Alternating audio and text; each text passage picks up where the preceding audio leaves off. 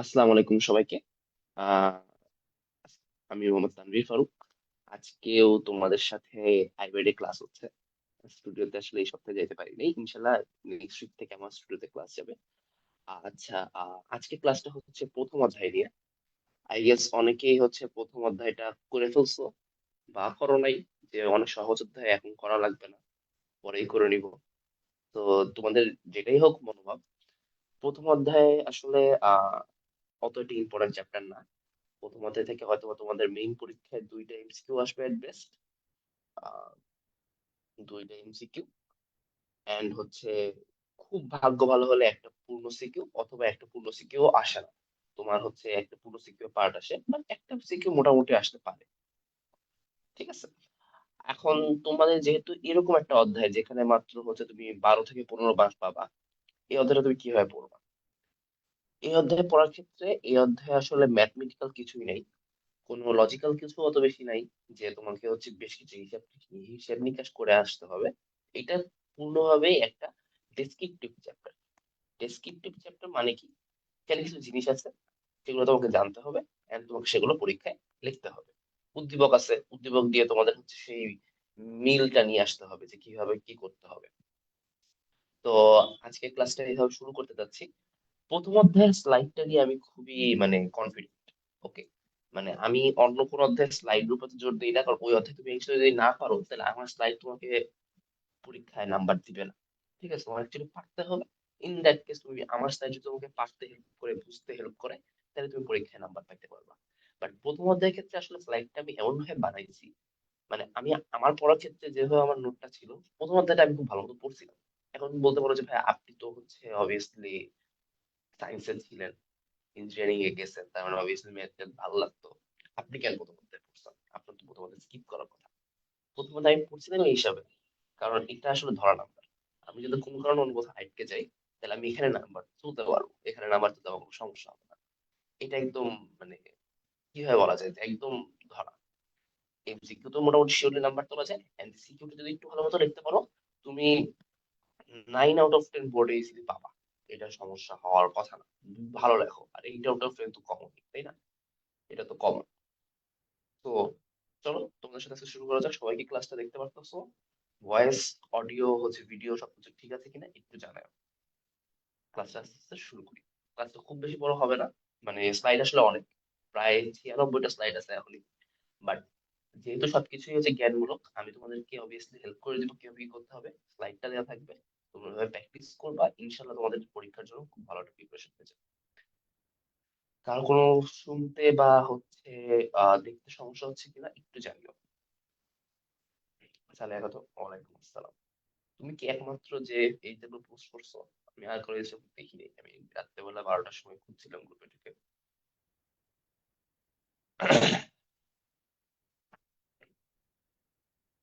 আচ্ছা, তাহলে শুরু করা যাক। শুরু করছি তোমার তথ্য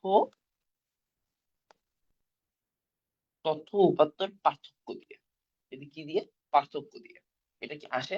আসে কিসে আসে? খ নাম্বার আসে। খ নাম্বার আসে, তুমি অ্যাকচুয়ালি কিভাবে পড়বা? তোমাকে বুঝতে হবে যে উপাত্ত কি কি, উপাত্ত তথ্য পার্থক্য কি। উপাত্ত হচ্ছে আমি বলেছি অগোছালো, আবার তথ্যকে বলছি সুবিন্যস্ত। উপাত্তকে বলছি যে প্রক্রিয়াকরণের পূর্বের অবস্থা, তথ্যকে বলছি প্রক্রিয়াকরণের পরের অবস্থা। উপাত্তকে বলছি সকল তথ্যই উপাত্ত। মানে এই যে সকল, ওই যে একটা কথা আছে না, যে হচ্ছে সকল বাংলাদেশী বাঙালি কিন্তু সকল বাঙালি বাংলাদেশী না। তো ওইরকম টাইপের একটা বিষয়, যে সকল তথ্যই উপাত্ত, কিন্তু সকল তথ্য আবার উপাত্ত না। ঠিক আছে, এরকম একটা হিসাব। তোমাদেরকে একটা উদাহরণ হিসেবে দিতে চাই। আচ্ছা, আচ্ছা তাহলে শুনতে কোনো সমস্যা হলে কিন্তু বললো। আচ্ছা, হচ্ছে তোমাদেরকে যেটা বলছিলাম, যে আহ কি নাম, একটা উদাহরণ দিয়ে যদি বোঝানোর চেষ্টা করি। ধরো আদমশুমারির কাজ চলছে। আদমশুমারি মানে কি? আদমশুমারি মানে হচ্ছে ওই যে ঘরে ঘরে গিয়ে কতজন মানুষ আছে, তারা কি কি করে, এগুলো যে খোঁজটা নেয়, এটা হচ্ছে আদমশুমারি, তাই তো? বেসিক্যালি বাংলাদেশের জনসংখ্যা নির্ণয় করা হয় প্রতি বছর না, প্রতি 10 বছরে এভাবে করা হয়। এখন আদমশুমারির কাজের জন্য ধরো তুমি গেছো একটা বাসায়, তুমি বাসায় গিয়ে তুমি ওখানে জিজ্ঞেস করছো যে আপনারা কয়জন আছেন, কি করেন, ঠিক আছে, তুমি ওই কয়জন আছেন কি করেন এই দুটো প্রশ্ন জিজ্ঞেস করে তুমি পাইলা যে ওনারা 5 জন আছে, ওগুলো 2 জন টিচার। এখন একটা বাসায় 2 জন টিচার আছে, এটা কিন্তু তোমার খুব একটা মানে ইউজফুল উপাত্ত না। ঠিক আছে, ইউজফুল ইনফরমেশন। ইউজফুলটা কখন হবে? যখন তুমি দেখবা যে বাংলাদেশে, তুমি ধরো আদমশুমারিটা শেষ করলা, শেষ করে তুমি দেখলা বাংলাদেশের 20% পিপল টিচার। দেখো এটা কি তুমি হচ্ছে উপাত্ত যে পাইছো, তারপর একটা প্রক্রিয়ার ভিতর দিয়ে গেছো না, একটা প্রক্রিয়ার ভিতর দিয়ে গেছো, প্রক্রিয়াটা শেষ করছো, তাই তো? একটা প্রক্রিয়ার ভিতর দিয়ে গেছো, প্রক্রিয়া শেষ করার পরে গিয়ে তুমি হচ্ছে পাইলা যে হচ্ছে 20% টিচার। তাহলে এটা কি? এটা একটা তথ্য। প্রক্রিয়াকরণের পরের অবস্থা। ঠিক আছে, এটা কিন্তু খুব একটা ইম্পর্টেন্ট ডিফারেন্সিয়েশন করতে হবে এখানে। ঠিক আছে, তথ্য উপাত্ত এখানে আর কিছু নাই, বাট এই পার্থক্যগুলো বোঝার চেষ্টা করো। আর এই যে প্রক্রিয়াকরণের পূর্ব অবস্থা, প্রক্রিয়াকরণের পরের অবস্থা, এটা বোঝার চেষ্টা করো। এখানে কোনো কোশ্চেন আসবে না। মোস্ট প্রবলি তোমাদের যদি খুব কনসেপচুয়াল কোশ্চেন না করে, এখান থেকে তোমাদের কোশ্চেন দিবে না, কিন্তু এটা বুঝতে পারাটা অনেক ক্ষেত্রেই হেল্প করবে। আচ্ছা, তথ্য প্রযুক্তি কি? তথ্য প্রযুক্তি হচ্ছে যে প্রযুক্তির মাধ্যমে তথ্য দ্রুত আরোহণ, প্রয়োজন অনুযায়ী সংরক্ষণ এবং হচ্ছে আধুনিকীকরণ ব্যবস্থাপনা বিতরণ করা হয়, তাকে তথ্য প্রযুক্তি বলা হয়। ঠিক আছে, আহ তথ্য বুঝতে পারতেছো, এটা হচ্ছে একটা নর্মাল সংজ্ঞা। এটা তোমাদের অনেক সময় হচ্ছে তোমাদের কতে আসে। তো কর জন্য রেডি থাকবা যে তথ্যপদ্ধতির সংজ্ঞা আসলে এটা লিখতে পারো। তথ্য আরোহণ, সংরক্ষণ, আধুনিকীকরণ, ব্যবস্থাপনা, সংরক্ষণ, মানে যা যা করা যায়, তোমার গ্রহণ করা থেকে শুরু করে রাখা, নিজের কাছে রাখা, অন্য কাছে দেওয়া, সবকিছু মিলে সবকিছুই আধুনিকীকরণের মাধ্যমে করার, এটাকে তথ্য প্রযুক্তি বলা হয়। আচ্ছা, আহমেদ সাব্বির কিসের পিডিএফ? গত ক্লাসে পিডিএফ আমি তো দিয়েছিলাম, তোমাদেরকে প্রোভাইড করা হয় নাই। আহ আমি জিজ্ঞেস করবো, তুমি যদি গত ক্লাসের পিডিএফ না পেয়ে থাকো, মোস্ট প্রবাবলি হচ্ছে তোমার ইসেই আছে, ওয়েবসাইটে আছে। ঠিক আছে, আমি আসলে ঠিক জানি না তোমাদের পরীক্ষার ইটা কোথায় হয়, সম্ভবত তোমাদের ওয়েবসাইটে হয়, যেহেতু ফেসবুক গ্রুপে হয় না। ওয়েবসাইটে তোমাদের হচ্ছে পিডিএফটা আপলোড করা আছে, ক্লাস নোটটা আপলোড করা আছে। আচ্ছা, আমার ভিডিও আসলে এখন আচ্ছা আইরিন, থ্যাংক ইউ। আমি আরেকটু জোরে বলার চেষ্টা করতেছি। আচ্ছা, বিশ্বগ্রাম। বিশ্বগ্রাম কি? বিশ্বগ্রাম খুবই একটা ইম্পর্টেন্ট টপিক। বিশ্বগ্রাম, তাহলে এখন তুমি কি না আমি বুঝি নাই, মানে কমেন্ট করলে একটু বুঝে কমেন্ট করো। কমেন্ট যেহেতু পড়তেছি, না পড়লে কোনো সমস্যা ছিল না, তোমাদের কমেন্ট টমেন্ট পড়তাম না, কিছু বুঝতাম না, সমস্যা নেই। বাট যেহেতু কমেন্ট করতেছো, একটু বড় করে বলতো যে কি কি না বুঝাই বললাম, বুঝিনি। আচ্ছা, বিশ্বগ্রাম। বিশ্বগ্রাম কি? বিশ্বগ্রাম হচ্ছে গ্লোবাল ভিলেজের হচ্ছে কনসেপ্টটা। তোমরা এখন অনেকেই হচ্ছে আধুনিক বিশ্বায়ন, বিশ্বগ্রাম, তারপর হচ্ছে পুরা পুরা পৃথিবীর মানুষ একটা গ্রামের ভিতরে বসবাস করতেছে, কারণ সবাই সবার সাথে কানেক্টেড। এই কনসেপ্ট গুলোর সাথে পরিচয় না? যে এই দেখো, এখানে যদি দেখতে চাই যে বিশ্বগ্রাম হচ্ছে এমন একটি সামাজিক ও সাংস্কৃতিক ব্যবস্থা, এমন একটি সামাজিক ও সাংস্কৃতিক ব্যবস্থা যেখানে ইন্টারনেট ও ইলেকট্রনিক মিডিয়া প্রযুক্তির মাধ্যমে পৃথিবীর সকল একটি সমাজে বসবাস করে, সকলে একটি সমাজে বসবাস করে এবং একে অপরের তথ্য আদান প্রদানের মাধ্যমে সেবা প্রদান করে। এটা সহজভাবে বললে আরো কি, ওই যে সবার সাথে সবাই কানেক্টেড, সবাই কানেক্টেড, কানেক্টেড। যারা কানেক্টেড হইতে চায় তারা ইজিলি কানেক্টেড হইতে পারে, এটা মানে এইটাই। ঠিক আছে, এটা হচ্ছে বিশ্বকর্মের কনসেপ্ট বা গ্লোবাল ভিলেজের কনসেপ্ট। এখন গ্লোবাল ভিলেজের কনসেপ্ট যেহেতু এইটা, এখন এটা কি প্রথমে, এখন তো এটা খুব কমন কনসেপ্ট হয়ে গেছে, তাই না? এখন এটা সবাই ইউজ করে, কোনো পার্থক্য নাই। তো এখন যেহেতু এটা কমন কনসেপ্ট হয়ে গেছে, এটা প্রথম কথা, এটা নিয়ে কথা বলছিল, প্রথম কথা বলছিল মার্শাল ম্যাকলুহান। ঠিক আছে, এই যে এটা একটা কোড। ঠিক আছে, আমি যে তোমাদের এখানে যেটা দিছি, ধরো এই যে এইটা একটা দিছি, এটা একটা কোড। এটা মার্শাল ম্যাকলুহানের বক্তব্য, আমি সেটা তোমাদের এখানে দিয়ে দিছি, তোমরা একটু পড়ে রাখবা, ঠিক আসতে পারে।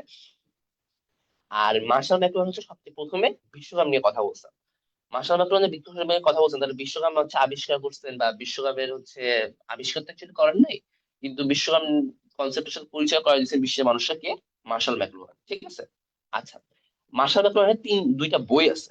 একটা হচ্ছে দ্য গুটেনবার্গ গ্যালাক্সি, ধরো এখানে লিখে রাখি, এটা ভালো মতো পড়া যাচ্ছে না। দ্য গুটেনবার্গ গ্যালাক্সি, আরেকটা আছে মার্শাল ম্যাকলুহান আন্ডারস্ট্যান্ডিং মিডিয়া। আচ্ছা, আন্ডারস্ট্যান্ডিং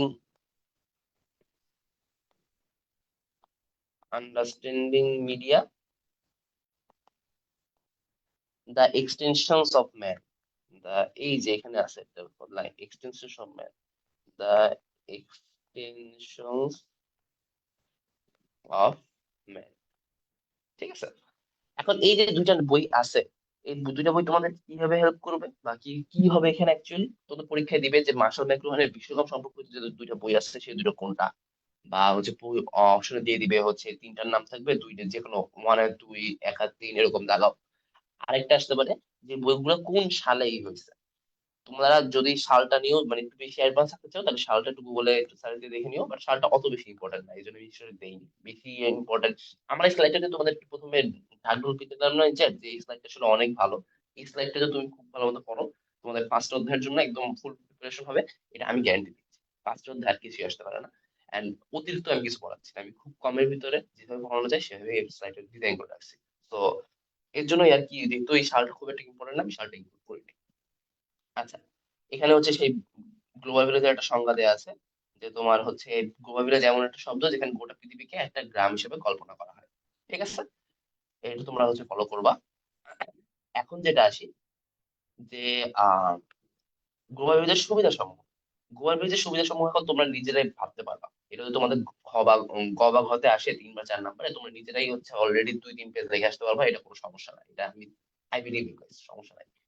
কিন্তু তাও যদি তোমাদের একটু হেল্পের জন্য আমি এখানে দিয়ে রাখছি কি কি আছে।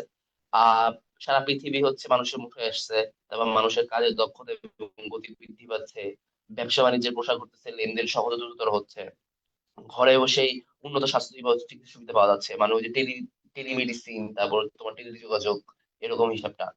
আচ্ছা, ইন্টারনেটের মাধ্যমে বিশ্বব্যাপী কর্মসংস্থানের সুযোগ হয়েছে, মানে ফ্রিল্যান্সিং। আচ্ছা, সামাজিক যোগাযোগ মাধ্যমের মাধ্যমে ছবি ভিডিও, যে ফেসবুকে যে আমরা ছবি ভিডিও অডিও তথ্য দিয়ে শেয়ার করছি সেটা। আর হচ্ছে সকল ধরনের ব্যবস্থাপনা খরচ কমে আসছে, ই গভর্নেন্স মানে হচ্ছে সরকারি সেবাগুলা তোমার হচ্ছে বাসে বসে পেয়ে যাও। আমরা এখন বিদ্যুৎ বিল, তারপর হচ্ছে তোমার ট্যাক্স, এগুলো বাসা বসে দিয়ে ফেলতে পারি, এগুলো তোমাকে হচ্ছে ই গভর্নেন্স এর ভিতরে করানো যায়। হচ্ছে যেমন এখানে লিখে রাখি কারেন্ট বিল, এটা উদাহরণ হিসেবে আসতে পারে অনেক সময়, ট্যাক্সেস। আচ্ছা, তো তোমার এগুলো হচ্ছে বিশ্বকাপের সুবিধা। ঠিক আছে, এটা তো ইম্পর্টেন্ট না। এখন আসি বিশ্বকাপের উপাদান সমূহ। কোন উপাদান সমূহ? প্রতিষ্ঠার উপাদান সমূহ। এটা কয়টা আছে? এটা 5টা আছে। কয়টা আছে? 5টা আছে। তাহলে এই যে 5টা উপাদান আছে, কিসের উপাদান 5টা, এটা হলো ভালো মতো বুঝতে হবে যে বিশ্বকাপ প্রতিষ্ঠার উপাদান সমূহ হচ্ছে 5টা। কি কি উপাদান আছে? আছে হচ্ছে তোমার হার্ডওয়্যার, সফটওয়্যার, ডাটা, কানেক্টিভিটি আর মানুষের কাজ। এই 5টাই আছে উপাদান, আর কোনো উপাদান কিন্তু নাই। যেহেতু এই 5টাই আছে, তোমার হার্ডওয়্যার, সফটওয়্যার, ডাটা, কানেক্টিভিটি ও মানুষের জ্ঞান, এখানে প্রত্যেকটাই খুবই ইম্পর্টেন্ট এবং একটা ছাড়া বিশ্বকাপ প্রতিষ্ঠা করা সম্ভব না। হার্ডওয়্যার কি? হার্ডওয়্যার হচ্ছে তোমার কম্পিউটার গুলো বলতে পারো, যে হচ্ছে এই যে কম্পিউটারে এই যে হচ্ছে ডাটা সেন্টার, এই যে রাউটার, এগুলো সবকিছু হার্ডওয়্যার হিসেবে কাজ করে। সফটওয়্যার কি? ফেসবুক একটা সফটওয়্যার। তারপর তোমার হচ্ছে কম্পিউটারে এই যে আমরা হচ্ছে আমি যে অ্যাপটায় ক্লাস নিচ্ছি, এই অ্যাপটা একটা সফটওয়্যার। ডাটা হচ্ছে আমি যে তোমাকে কি বলার মতো কিছু আছে, আমি যে তোমাকে কিছু ডাটা দিচ্ছি, আমি তোমাকে বলেছি যে বিশ্বকাপ প্রতিষ্ঠার উপাদান হচ্ছে 5টা। এই 5টা কথাটা হচ্ছে একটা সফটওয়্যার ডাটা। আচ্ছা, কানেক্টিভিটি কি? একে অন্যের সাথে যোগ থাকা, এই যে ইন্টারনেটের মাধ্যমে আমরা একে অন্যের সাথে যোগ থাকতে পারতেছি, এটা হচ্ছে কানেক্টিভিটি। এন্ড এটা হচ্ছে মেরুদণ্ড। এটা কি? এটা হচ্ছে বিশ্বকাপ প্রতিষ্ঠার মেরুদণ্ড হচ্ছে কানেক্টিভিটি। ঠিক আছে। আর মানুষের জ্ঞানটা কি? আমার যদি এই জ্ঞানটা না থাকতো তাহলে আমি তোমার সাথে শেয়ার করতে পারতাম না, তো মানুষের জ্ঞানটা ইম্পর্টেন্ট, কিন্তু মেরুদণ্ড হচ্ছে এইটা। And এইটা হচ্ছে অনেক টিকে আসে, তো এটা ইম্পর্টেন্ট, তোমরা দাগায় রেখো। আচ্ছা, এখন আসি হচ্ছে বিশ্বকাপ হচ্ছে প্রতিষ্ঠার প্রধান উপাদান সমূহ।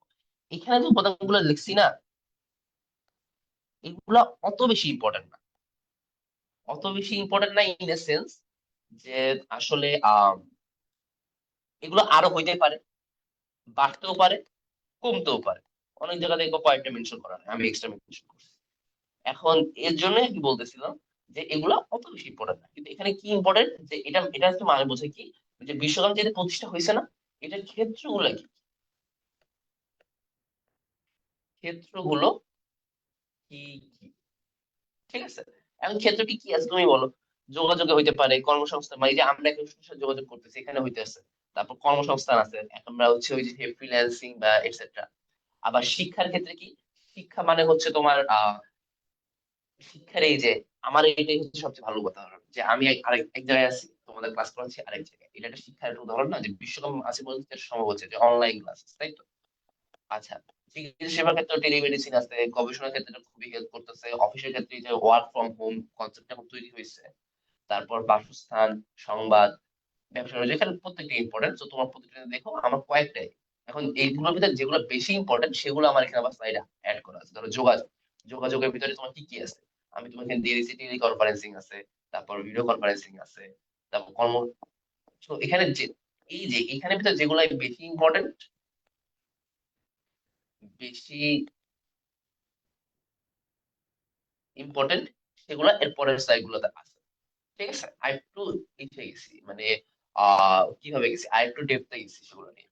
আচ্ছা, যোগাযোগ কয় ধরনের হতে পারে, এইটা একটা ইম্পর্টেন্ট জিনিস আসতে পারে, যে মৌখিক বা বাচনিক, আমরা কথা বলার মাধ্যমে হচ্ছে যোগাযোগ করি।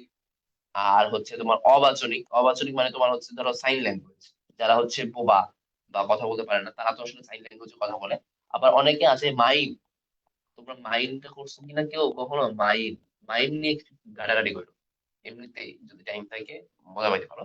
মাইম হচ্ছে অবভিয়াসলি, মাইম শুধুমাত্র হচ্ছে বাক প্রতিবন্ধীদের জন্য না, অনেক একটা আর্টের পর্যায়ে চলে গেছে, যে এখানে তোমার ওই যে অঙ্গভঙ্গির মাধ্যমে অনেক কিছু বোঝানো হয়। ঠিক আছে, আরেকটা তো আরেকটা তো লিখিত যোগাযোগ তো আসলে আছে, তাই না? আমরা এই যে লিখে পিডিএফ লিখে তোমাদেরকে কিছু কথা বলতেছি। হ্যাঁ, তাহলে জোস, ভীষণ আমাদের দৈনন্দিন হচ্ছে কাজকে সহজ করে দেয়। আচ্ছা, আমরা হচ্ছে যোগাযোগে যে তিন ধরনের হইতে পারে লিখিত যোগাযোগ, আমি তোমাদের পিডিএফ এ লিখে কিছু জিনিস দিতেছি, এই দেখো এখানে লিখে দিচ্ছি যে যোগাযোগ ইংরেজি প্রতিশব্দ হলো কমিউনিকেশন, যা কমিউনিকেয়ার থেকে এসেছে, এর অর্থ হলো টু শেয়ার ও ভাগাভাগি করা। এখন এই যে আমি তোমাদের কিছু জিনিস লিখে দিচ্ছি, আবার কিছু জিনিস মুখে বলতেছি, তো মুখে বলাটা হচ্ছে বাচনিক, আর যে লিখে দেওয়াটা হচ্ছে লিখিত। আমি যদি তোমাদের সামনে হচ্ছে, মানে আজকে তো আমি একদম ডিরেক্টলি স্টুডিও থেকে ক্লাস নিচ্ছি না, স্টুডিও থেকে ক্লাস নিতে তো আমি সেখানে উপস্থিত থাকতাম, তাই না? তখন আমি আমার অঙ্গভঙ্গি দিয়েও কিছু কথা হয়তো বা তোমাদের সাথে বুঝাইতে পারতাম, যেগুলো আমি বলতেছি না লিখতেছিও না, তো সেগুলো হচ্ছে তখন তোমার অবাঞ্ছনিক ভিতরে যাইতো। আচ্ছা, টেলিকনফারেন্স, টেলিকনফারেন্সিংটা কি হচ্ছে, বিভিন্ন ভৌগোলিক দূরত্বে কিছু ব্যক্তি অবস্থান করে টেলিযোগাযোগ সিস্টেমের মাধ্যমে সংযুক্ত থেকে কোনো সভা সেমিনার অনুষ্ঠান করার পদ্ধতিকে টেলিকনফারেন্সিং বলা হয়। Basically zoom. ঠিক আছে, বেসিক্যালি কি জুমের মাধ্যমে মানুষ যে কাজটা করে সেটাই তোমার টেলিকনফারেন্সিং এ ইউজ করা যেতে পারে। ঠিক আছে, টেলিকনফারেন্সিং উদাহরণ তুমি বলে দিতে পারো, মোবাইলের মাধ্যমে কনফারেন্স করা। এখন জুমের, এখন তুমি একটা কথা বলতে পারো যে ভাই এরপরে একটা কথা আছে ভিডিও কনফারেন্সিং, তাহলে ভিডিও কনফারেন্সিং আর টেলিকনফারেন্সিং এর ভিতরে পার্থক্যটা কি?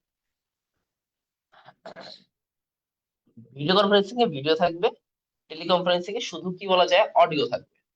ঠিক আছে, তাহলে এখন বলতে পারো জুম কি, তাহলে কিভাবে হয়, জুম এর ক্ষেত্রে তুমি বলে দিলে যে জুমে খালি অডিও বলছে, আর নাইলে তোমার ধরো হচ্ছে আহ মেসেঞ্জার বা হোয়াটসঅ্যাপে খালি কল, বা একই সাথে তিন চারজন কলে আসছে, তো এই কলে আসে তোমার সেটা হচ্ছে টেলিকনফারেন্সিং।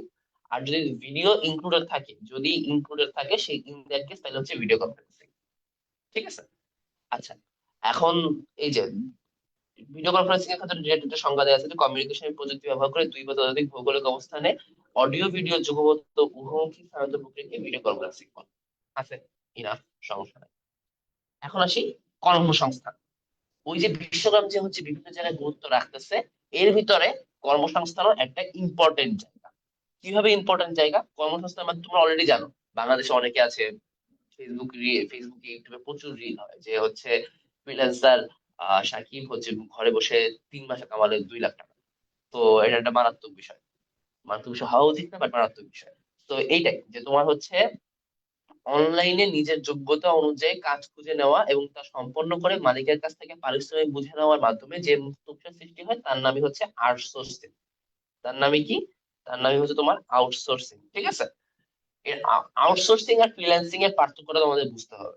আউটসোর্সিং কোথায় হয়, অনলাইনে। আউটসোর্সিং অবভিয়াসলি অনলাইনে হয়, অনলাইন বাদে আউটসোর্সিং হতে পারে না। ঠিক আছে, আর হচ্ছে মালিকের কাছ থেকে পারিশ্রমিক বুঝানোর মাধ্যমে যে হচ্ছে মুক্ত পেশা সৃষ্টি হয়।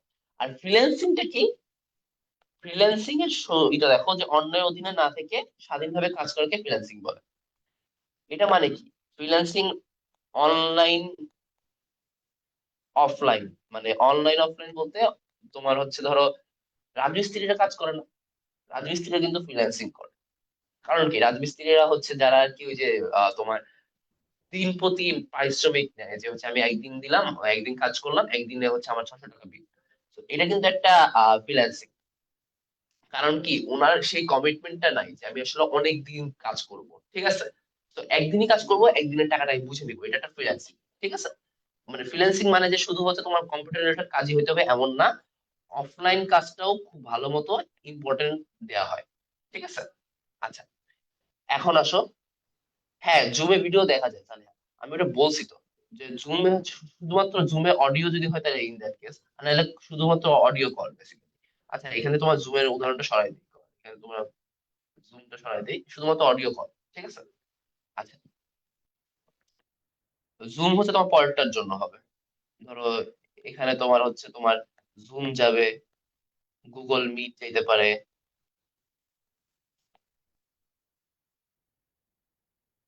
গুগল মিট, আরো যে ওই হচ্ছে সফটওয়্যার গুলো আছে, ঠিক আছে, তোমরা একটু টিক টিক টিক সলভ করতে গেলে তোমরা নিজেরা দেখবা যে কি কি উদাহরণ প্রশ্ন আসে। আচ্ছা। আচ্ছা, তোমরা আই বিলিভ যে তোমরা হচ্ছে ফ্রিল্যান্সিং আর অনলাইন আউটসোর্সিং এর পার্থক্যটা বুঝছো। ফ্রিল্যান্সিং অনলাইন অফলাইন দুই জায়গাতেই হতে পারে, আউটসোর্সিংটা অবভিয়াসলি অনলাইনে হবে। ঠিক আছে। আচ্ছা, এখন আসি টেলিমেডিসিন। টেলিমেডিসিনটা কি?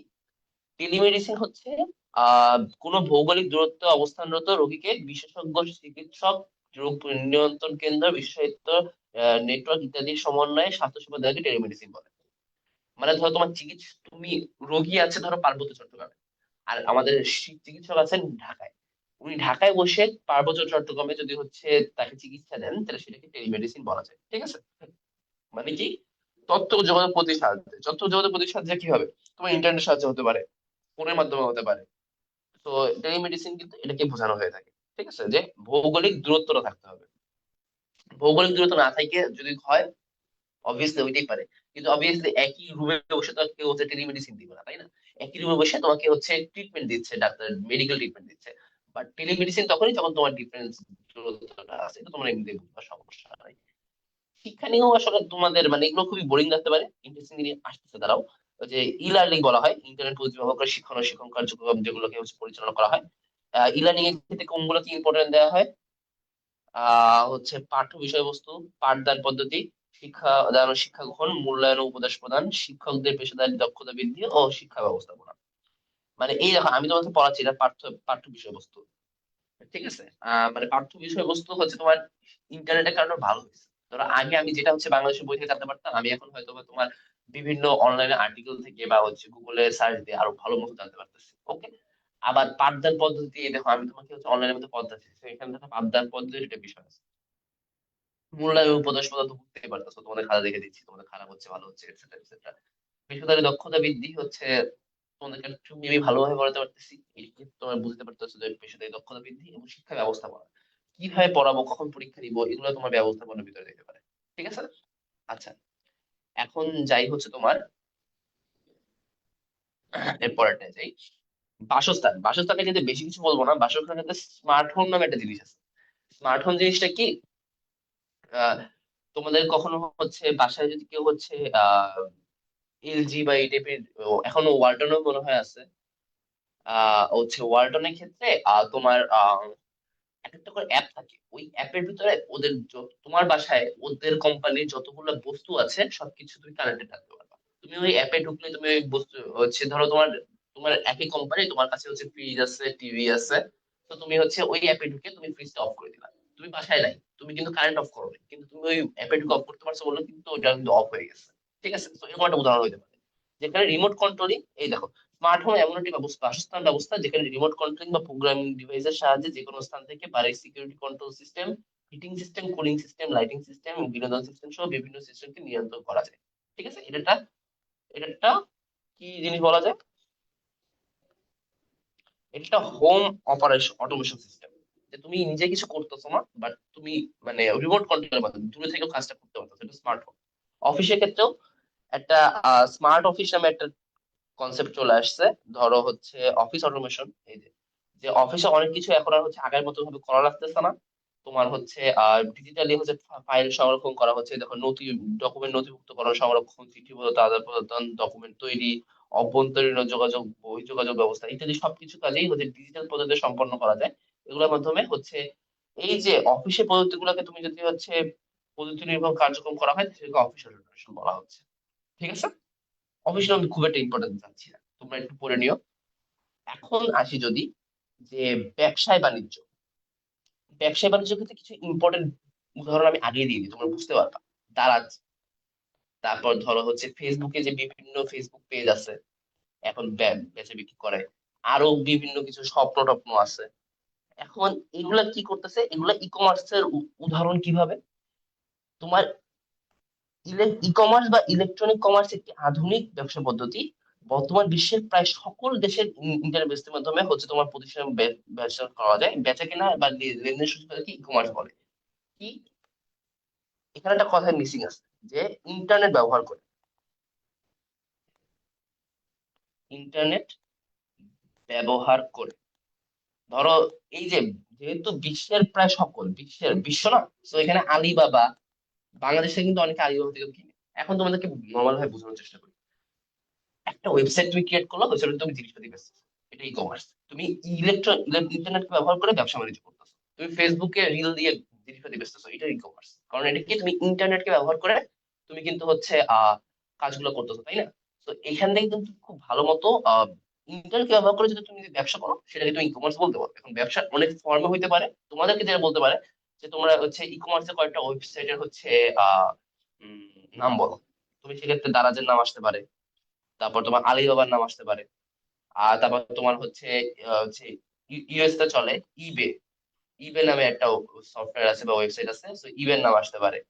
এরকম অনেক কিছু আসতে পারে, তোমাদের সেটা একটু দেখে বুঝতে হবে। বাট তোমাদের কনসেপ্ট বুঝতে হবে যে আমরা যে ওয়েবসাইটের মাধ্যমে কিনি বা ফেসবুকের মাধ্যমে কিনি, এখন আমরা কিনি এটাই আর উদাহরণ, কারণ আমরা হচ্ছে ক্রেতা। আবার তুমি যদি নিজে কিছু বেচো সেটা তোমার হচ্ছে ইন দ্যাট কেস সেটা উদাহরণ হতে পারে। তো ইলেকট্রনিক ইন্টারনেট ব্যবহার করে তুমি যদি ব্যবসা করে থাকো তাহলে সেটাকে তুমি ই কমার্সের ভিতরে ফেলাতে পারো, সমস্যা নাই। আচ্ছা, এখন চলো ইন্টারেস্টিং জিনিসপাতি শুরু হোক। আচ্ছা, আবু হুরায়রা বিন উমার, জুমে কি ক্লাস হচ্ছে না, জুমে ক্লাস আসলে হচ্ছে না, জুমে কি জাস্ট লাইভ হচ্ছে। আহ তোমাদের ফেসবুক লাইভে তুমি হচ্ছে কমেন্ট করবে, আমি তোমাদেরকে ইনশাল্লাহ এখান থেকে এই কথা রিপ্লাই দিব, কোনো সমস্যা হলে বলতে পারো। বুঝতে সমস্যা হলে অবভিয়াসলি সাথে সাথে কমেন্ট করবে, তাহলে আমার জন্য হেল্পফুল হবে তোমাদের বোঝানো। আচ্ছা, ভার্চুয়াল রিয়েলিটি, ভার্চুয়াল রিয়েলিটি থেকে তোমার প্রচুর কোশ্চেন আসে, এখান থেকে তোমার অথবা আসবে, এন্ড এমসিকিউ তো আসে, ক খও আসতে পারে। যেখান থেকে গ খ আসতে পারে সেখান থেকে তোমার ক খও আসতে পারে, এটা কোনো বিষয় না। আচ্ছা, তাহলে যেহেতু আসতে পারে, এখানে কি অ্যাকচুয়ালি কি হয়, প্রকৃতপক্ষে বাস্তব নয় কিন্তু বাস্তবে চেতনা উদ্রেককারী বিজ্ঞানজনিত কল্পনাকে ভার্চুয়াল রিয়েলিটি বলে। মানে কি, মানে হচ্ছে তোমার তোমরা হচ্ছে এই যে এই জিনিসটা এখন অনেকে দেখছো না, এই যে ভিআর গগলস, হচ্ছে তোমার ভার্চুয়াল রিয়েলিটি গগল, বা হচ্ছে তোমার আরো হচ্ছে অগমেন্টেড রিয়েলিটি এআর গগলস অনেক সময় আসে। যাই হোক ওইটা পরে, এখন হচ্ছে তোমার অ্যাপেলের আছে, ফেসবুকের আছে, আমরা অনেক সময় ফেসবুক আমাদের সামনে আসে যে হ্যাঁ ফেসবুক মেটা হচ্ছে নতুন গগলস বের করলো। এখন এগুলোর ভিতরে ঢুকে অ্যাকচুয়ালি কি হয়, এগুলো যদি তুমি চোখে লাগাও, তুমি যেটা হবে, তুমি হচ্ছে ভিতরে অ্যাকচুয়ালি ওখানে একটা জগৎ টাইপের তৈরি হবে। ঠিক আছে, তোমরা যে অনেক হয়তো বা আমি ধরে নিচ্ছি যে অনেকে পাবজি ফ্রি ফায়ার খেলছো বা পাবজি ফ্রি ফায়ার যে অনেকে খেলে তোমরা দেখছো, পাবজি ফ্রি ফায়ারের ভিতরে কি থাকে, একটা করে জগৎ থাকে না, পাবজির ভিতরে একটা জগৎ আছে। এখন তো ওই জগতে কি করবা, তুমি যদি ওই হচ্ছে গগলসটা, এই যে এই গগলসটা তুমি যদি হচ্ছে চোখে লাগাই নাও, তুমি এই গগলসটা চোখে লাগাই নিলে তুমি হচ্ছে পাবজি ফ্রি ফায়ারে তুমি দেখো যে একটা মানুষ, তোমার হচ্ছে তুমি তাকে হচ্ছে ওই মাঠের ভিতর ঘোরাচ্ছ, তুমি ফোনে ঘোরাচ্ছ, আর তুমি চোখে লাগা নিলে তুমি নিজে দৌড়াবা, ওই মানুষটাও দৌড়াবে ওই জগতের ভিতরে, মানে তুমি ওই ওই মানুষটা তুমি যে আলাদা তুমি বুঝতে পারো। এটা হচ্ছে তোমার ভার্চুয়াল রিয়েলিটি। ঠিক আছে, এটা কি, এটাই তোমার ভার্চুয়াল রিয়েলিটি। প্রকৃতপক্ষে বাস্তব নয়, প্রকৃতপক্ষে কিন্তু তুমি ওই জগতে দৌড়াচ্ছ না, তুমি তো বাসার ভিতরে বসে দৌড়াচ্ছ, কিন্তু তুমি ওই গগলসটা পড়ার কারণে বা ওই এনভায়রনমেন্টটা ক্রিয়েট করার কারণে তুমি প্রকৃতপক্ষে বাস্তব না হলেও তুমি এই ফিলটা পাবা যে তুমি আসলে ওই জগতের ভিতরেই দৌড়াচ্ছ। ঠিক আছে। আচ্ছা, এখানে আরো কিছু সূত্র হচ্ছে সংজ্ঞা আছে, যে ভার্চুয়াল রিয়েলিটি হলো এমন একটি কম্পিউটার নির্মিত পরিবেশ যেখানে ব্যবহারকারী ওই পরিবেশে মগ্ন হতে, বাস্তবের অনুকরণের সৃষ্ট দৃশ্য উপভোগ করতে এবং সেই সাথে বাস্তবের ন্যায় শ্রবণাবধি, দৈহিক ও মানসিক ভাবাবেগ, উত্তেজনার অনুভূতির প্রভৃতি অভিজ্ঞতা অর্জন করতে পারে। এখানে কয়টা কিওয়ার্ড আছে, কিওয়ার্ডটা কি, ওই পরিবেশে মগ্ন হতে, বাস্তবের অনুকরণের সৃষ্ট দৃশ্য উপভোগ করতে, সেই সাথে বাস্তবের ন্যায় শ্রবণানুভূতি, দৈহিক মানসিক ভাষাবেগ, উত্তেজনা অনুভূতি, প্রকৃতি অভিজ্ঞতাকে অর্জন করতে পারে।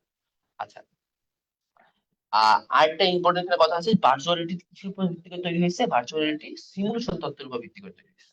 ঠিক আছে, এটা এটা এমসিকিউ এর জন্য খুবই গুরুত্বপূর্ণ। আর আরেকটা কথা আছে, তোমাদের না ভার্চুয়াল রিয়েলিটি দিয়ে গ বা ঘ আসবে। এখন ভার্চুয়াল রিয়েলিটি থেকে তোমার যদি হচ্ছে গ বা ঘ আসে, তুমি এই গ বা ঘ কিন্তু অনেক ভাবে লিখতে পারো, তাই না? তুমি হচ্ছে শুধু উদ্দীপক তুলে দিয়েও তুমি গ বা ঘ লিখতে পারো। আবার হচ্ছে খুবই মানে বইয়ের কথাবার্তা অনেক লিখেও তুমি গ বা ঘ লিখতে পারো। তো তোমার যেখানে গ বা ঘ তোমার আসবে, তোমার হচ্ছে উদ্দীপকের সাথে তোমার ম্যাচ করে লিখতে হবে। সেখানে যদি তুমি এই যে আমি যেগুলো এমসিকিউ এর জন্য ইম্পর্টেন্ট বলতেছি, ধরো এই যে তুমি যদি সৃজনশীলে এই লাইনটা লেখো যে ভার্চুয়াল রিয়েলিটি তৈরি হয়েছে সিমুলেশন তত্ত্বের উপর ভিত্তি করে, তোমার নাম্বার অলরেডি 1 বেড়ে যাবে। তুমি যদি 2 পাও, তুমি তাহলে লিখছো, তুমি এই লাইনটা লিখে তোমার নাম্বার 3 হয়ে যাবে। তোমার তোমার এরকম মানে যেগুলো অবজেক্টিভ ইম্পর্টেন্ট হচ্ছে এমসিকিউ বা মুখস্থ টাইপের জিনিসপাতি, তুমি যদি মনে থাকে অবভিয়াসলি সিকিউ এর ভিতরে লিখবা। ঠিক আছে, তাহলে তোমার অবভিয়াসলি নাম্বারটা বাড়বে। আচ্ছা, আর এখানে একটা গুরুত্বপূর্ণ একটা শর্ট ফর্ম দিয়ে রাখছি যে ক্যাড এর পূর্ণরূপ কি। ক্যাড এর পূর্ণরূপ হচ্ছে কন্ট্রোলের ডিজাইন। মানে ক্যাড মানে কি? এই যে সিএডি, সিএডি কি? সিএডি, ক্যাড, ক্যাড এর পূর্ণরূপ কি? Control aided design. ঠিক আছে, এটা একটা পূর্ণরূপ, জাস্ট তুমি ইংরেজিতে অনেক পূর্ণরূপ পড়ছো, এটা বোঝানোর মতো কিছু নাই। এখন ক্যাড কি? ক্যাড হচ্ছে ভার্চুয়াল রিয়েলিটির এই যে জগৎ,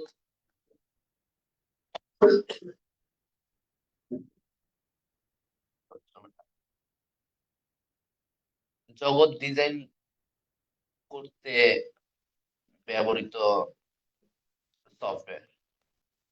ঠিক আছে, হচ্ছে তোমার ক্যাড ব্যবহার করে ডিজাইন করা হয়, সো কন্ট্রোলেটেড ডিজাইন। ওকে। আচ্ছা, এখন আসি, এই দেখো ভার্চুয়াল রিয়েলিটি কয়েকটা ছবি দিয়ে দিচ্ছি যে ভার্চুয়ালিটি মানে কি। এই দেখো তুমি যখন এই গগলটা পড়ছো, তারপর তুমি এরকম দেখতে পাচ্ছ, তাই তো? আচ্ছা, আর এটা হচ্ছে অগমেন্টেড রিয়েলিটি। অগমেন্টেড রিয়েলিটি কি? অগমেন্টেড রিয়েলিটির ক্ষেত্রে, সরি, আচ্ছা, অগমেন্টেড রিয়েলিটির ক্ষেত্রে তোমার আসলে গগল পড়া লাগে না। তুমি ফোন নিয়ে ধরো এই এই যে এই এই পার্টটা এমনিতেই ছিল, তোমার এইটা এমনি ছিল। তুমি যখন হচ্ছে ফোনের ক্যামেরাটা দিলা, তুমি যখন ফোনের ক্যামেরাটা দিলা তখন তোমার এই যে এটা চলে আসলো ফোনের ভিতরে। তো এইটা আসলে এখনো প্রপারলি হচ্ছে সিঙ্ক্রোনাইজড হয়নি বাংলাদেশে বা এখনো দুনিয়াতে। অগমেন্টেড রিয়েলিটি নিয়ে তোমরা সামনে আরো কিছু কাজ দেখতে পারবা, তোমাদেরকে এমনি দিয়ে রাখা, তোমাদের বইতে সম্পর্কে হালকা আছে, গুগল ম্যাপসে এগুলো দেখবা যে আস্তে আস্তে চলে আসতো। আচ্ছা, ভার্চুয়াল রিয়েলিটি তৈরির উপাদান সমূহ। এখন তোমাদেরকে বুঝতে হবে যে ভার্চুয়াল রিয়েলিটি যে আমি তৈরি করতেছি, এখানে আমার কিছু উপাদান লাগবে না? কিছু তো উপাদান আছে, তাই না? কি কি উপাদান আছে? হেড মাউন্টেড ডিসপ্লে আছে, তারপর একটা হাতে একটা গ্লাস পরে, সেই গ্লাসটার নাম আছে ডাটা গ্লাস। আবার একটা বডিতে একটা স্যুট পরে, এই দেখো এই স্যুটটা। ঠিক আছে, এই স্যুটটা পরে। তাহলে এই স্যুটটা কি? এই স্যুটটা হচ্ছে পূর্ণাঙ্গ একটা বডি স্যুট। আর একটা কি আছে? একটা রিয়েলিটি ইঞ্জিন আছে। এই রিয়েলিটি ইঞ্জিনটা কি? রিয়েলিটি ইঞ্জিনটাকে তুমি সফটওয়্যার বলতে পারো।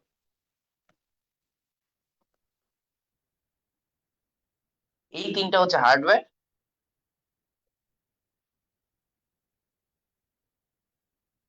আর এই লাস্টেরটা কি? লাস্টেরটা হচ্ছে সফটওয়্যার। ওকে। তো এই যে বিভিন্ন ধরনের সেন্সর, বিভিন্ন ধরনের সিমুলেশন, মডেলিং, গ্রাফিক্স সফটওয়্যার সমন্বয়ের মাধ্যমে তৈরি করা হয়। এটাকে এই এই সফটওয়্যার পার্টটা হচ্ছে এই যে রিয়েলিটি ইঞ্জিন। ঠিক আছে, তো এখন আর একটা কথা, মানে রিয়েলিটি ইঞ্জিন তুমি কিভাবে বুঝবে? ওই যে পাবজির ভিতরে বা হচ্ছে ফ্রি ফায়ারের ভিতরে যে জগৎটা আছে, ওটা কিছু একটা, কোনো একটা মাধ্যমে চলতেছে না? ওটা তো চলতেছে, তাই না? ওটা যে যে সফটওয়্যার মাধ্যমে চালানো হয় সেটাকে তোমার রিয়েলিটি ইঞ্জিন বলা যায়। আচ্ছা, হুম, চলো এরপরটা যাই আস্তে আস্তে। এখন এই যে তোমার রিয়েলিটি ইঞ্জিন একটা সফটওয়্যার, রিয়েলিটি ইঞ্জিন সফটওয়্যার আমি বুঝছি, তাও ভার্চুয়ালিটি তৈরি করার জন্য রিয়েলিটির ভিতরে কাজ করার সময় আরো কিছু আলাদা আলাদা সফটওয়্যার দরকার। ঠিক আছে, রিয়েলিটি ইঞ্জিনটা একটা সফটওয়্যার, কিন্তু এটা specially build software, only for হচ্ছে ভার্চুয়াল ভিআর এর জন্যই শুধু। এটা দিয়ে এই রিয়েলিটি ইঞ্জিন দিয়ে তুমি অন্য কাজ করবা না, তুমি শুধুমাত্র ভার্চুয়াল রিয়েলিটি কাজই করবা। কিন্তু তোমার এই যে ভার্চুয়াল রিয়েলিটি টুল কিট, তারপর ভিজার্ড, তারপর মায়া, তারপর 3D স্টুডিও ম্যাক্স, এগুলো দেখবা যে হচ্ছে খুবই এইগুলো, এই সফটওয়্যার গুলো ব্যবহার করে তোমার রিয়েলিটি ইঞ্জিন বানানো হয়, তারপর তোমার হচ্ছে ওই যে জগৎটা আছে সেগুলো ভাবে বানানো হয়। ঠিক আছে।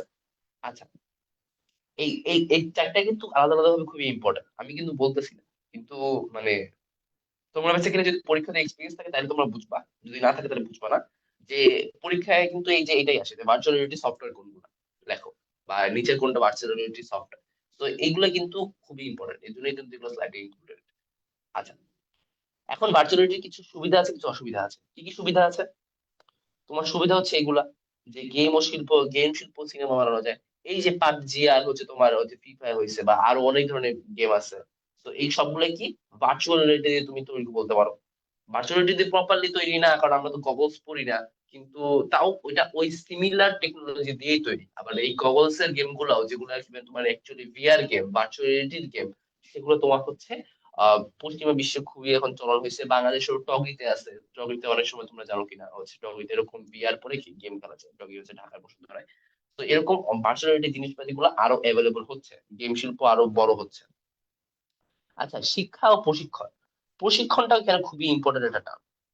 চিকিৎসা ক্ষেত্রে প্রশিক্ষণ দেওয়া হয়, সামরিক বাহিনীতে প্রশিক্ষণ দেওয়া হয়, তারপর তোমার ফ্লাইট সিমুলেটরে হচ্ছে তোমার পাইলটদেরকে প্রশিক্ষণ দেওয়া হয়, ট্রাফিক ব্যবস্থাপনায় ট্রাফিক পুলিশদেরকে প্রশিক্ষণ দেওয়া হয়, মহাকাশে বিষয়ে যায় যে তোমার অ্যাস্ট্রোনট, অ্যাস্ট্রোনটদেরও তোমার হচ্ছে এখানে হচ্ছে তোমার প্রশিক্ষণ দেওয়া হয়। এটা মানেটা কি? কিভাবে প্রশিক্ষণ দেওয়া হয়? চিকিৎসা ক্ষেত্রে ডাক্তার প্রশিক্ষণ দেওয়া হয়।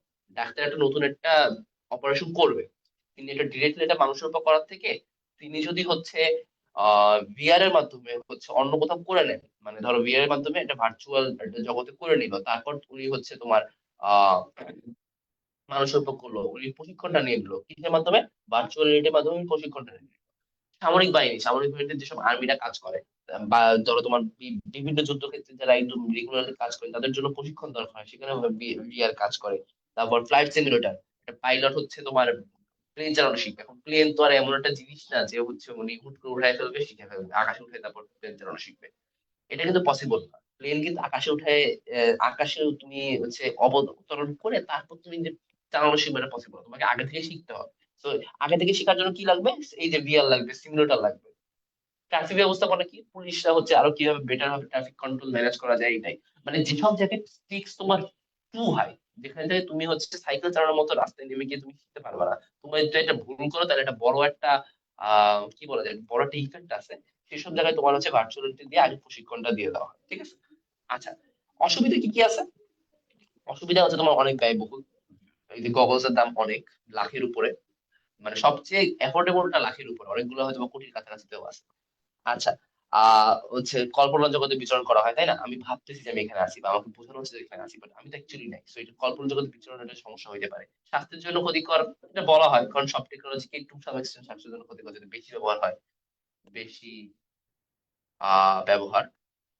আচ্ছা, এরপর কি আছে? মনুষ্যত্বহীনতা, মানুষের সাথে টাচটা কমে যাচ্ছে, তাই না? আমি যদি ভিআর গেম খেলতে খেলতে বেশি মানুষত্বের থেকে টাচটা কমে যায়, তাহলে সেটা কিন্তু মনুষ্যত্বহীনতার ভেতরে পড়ে যাবে, তাই না? আর ডিজিটাল ডিভাইড এটা তৈরি হয়ে যায়, এটা মোটামুটি এই মনুষ্যত্বহীনতার কাছাকাছি একটা জিনিস। ঠিক আছে? তো ভার্চুয়াল রিয়েলিটি নিয়ে এই ছিল। তোমাদের ভার্চুয়াল রিয়েলিটি কিন্তু হচ্ছে এই টাইপের জিনিসপাতি হচ্ছে মোটামুটি অনেক আছে।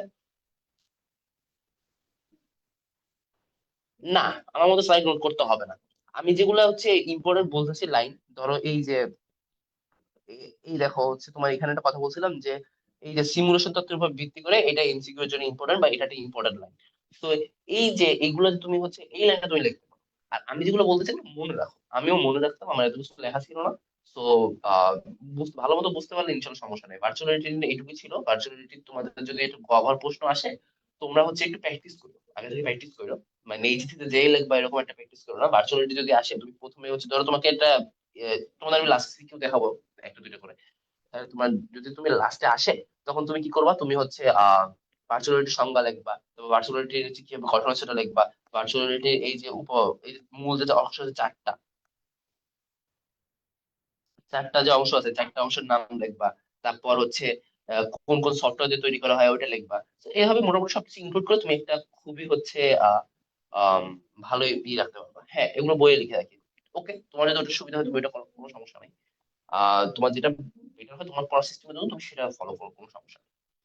আচ্ছা, এখন হচ্ছে এই এই স্লাইডটা হচ্ছে তারা অ্যাকচুয়ালি ফেসবুক লাইভ হচ্ছে, তো সো যারা অ্যাকচুয়ালি হচ্ছে কোর্সের ভিতরে আউটলাইন না এখনো, মানে এখনো হচ্ছে তোমার এনরোল করো নাই, তো তাদের জন্য এই স্লাইডটা।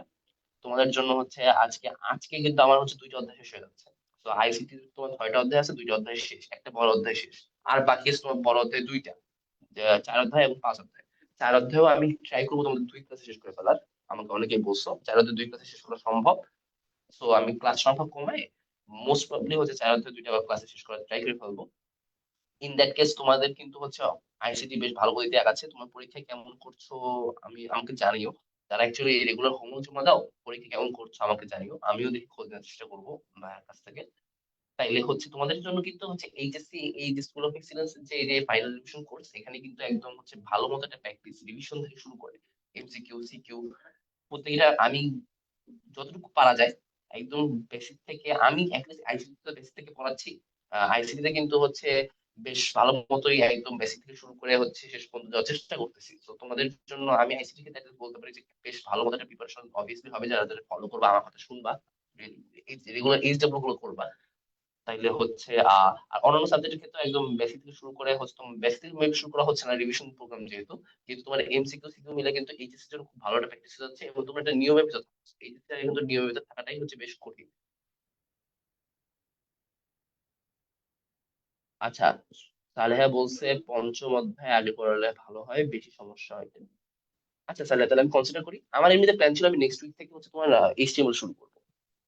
এখন তুমি যেটা বললে আমি একটু কনসিডার করি, আমি আজকের দিনটা ভাবি। যদি আমার কাছে মনে হয়, আর আমি কথা বলি ভাইদের সাথে যে আমি আউটলাইনটা চেঞ্জ করবো কিনা, আমার আউটলাইনটা আগে চতুর্থ অধ্যায় ছিল। যদি সমস্যা না হয় তাহলে আমি 5ম অধ্যায় শুরু করতে পারি, সমস্যা নেই, আমি তোমাদেরকে জানিয়ে দেবো। আমি খুব রবিবারের ভিতরে তোমাদেরকে জানিয়ে দেবো আমি কোন অধ্যায় শুরু করবো। এইচএসসি আলিম হচ্ছে তোমাদের এই জন্য নিয়মের ভিতর থেকে এইচএসসি একটা ভালো হচ্ছে আহ, একটা ভালো প্রিপারেশনের জন্য তোমাদের হচ্ছে স্কুল অফ এক্সিলেন্স এর হচ্ছে এই যে এফআরসি ফাইনাল রিভিশন কোর্স, এটা তোমাদেরকে এনরোল করার জন্য আমি আসলে বেশ ভালো মতোই সাজেস্ট করতেছি। ইনশাআল্লাহ তোমাদের জন্য বেশ ভালো হবে। তোমাদের যারা ফ্রেন্ড আছে তাদেরকে বলবা। আই গেস তোমাদের ওয়ার্ড অফ মাউথে আসলে সবচেয়ে বড় মার্কেটিং। তোমরা যদি কাউকে না বলো, তোমরা যদি একজনকে বলো যে এটা খুব ভালো কোর্স, তুমি ভর্তি হও, ভর্তি হবে। আবার কাউকে যদি বলো যে না খুব ভালো হচ্ছে না, তাহলে হয়তো বা সে ভর্তি হবে না। তো এটাই আমার ক্ষেত্রে, আমি হচ্ছে তোমাদের অনলাইনে পড়াশোনা করছি, তোমাদের হচ্ছে একটা প্ল্যাটফর্ম আছে এসিএস, তোমরা আসলে চিনো কিনা, সায়েন্সের প্ল্যাটফর্ম। তো আমি আমার পুরো এইচএসসি লাইফ ওখানে পড়াশোনা করছি। তো হচ্ছে এখান থেকে তোমাদের হচ্ছে মানে অনলাইন প্ল্যাটফর্মে সাস্টেনেবিলিটির জন্য স্টুডেন্ট দরকার, অবভিয়াসলি অনেক স্টুডেন্ট ভালো নাম্বার হলে ভালো হয়। তো তোমাদের যদি সার্ভিসটা ভালো লাগে অবভিয়াসলি আরো ছড়াই দিবা, সবার ভেতরে যাতে ছড়াই যায়, ঠিক আছে? চলো আস্তে আস্তে আগাই। হ্যাঁ আমার ইচ্ছা, ঠিক আছে, আমি কনসিডার করবো, তুমি আমাকে বললে এটা আমি কনসিডার করবো। যদি আমি সম্ভব না, যদি সমস্যা না হয় আমি হচ্ছে প্রোগ্রামিং শুরু করবো, সমস্যা নেই। প্রোগ্রামিং এর জন্য হয়তো 4টা ক্লাস লাগবে, 3 থেকে 4টা ক্লাস লাগবে। আচ্ছা, আর্টিফিশিয়াল ইন্টেলিজেন্স, এআই, এআই যুগ চলা, তাই না?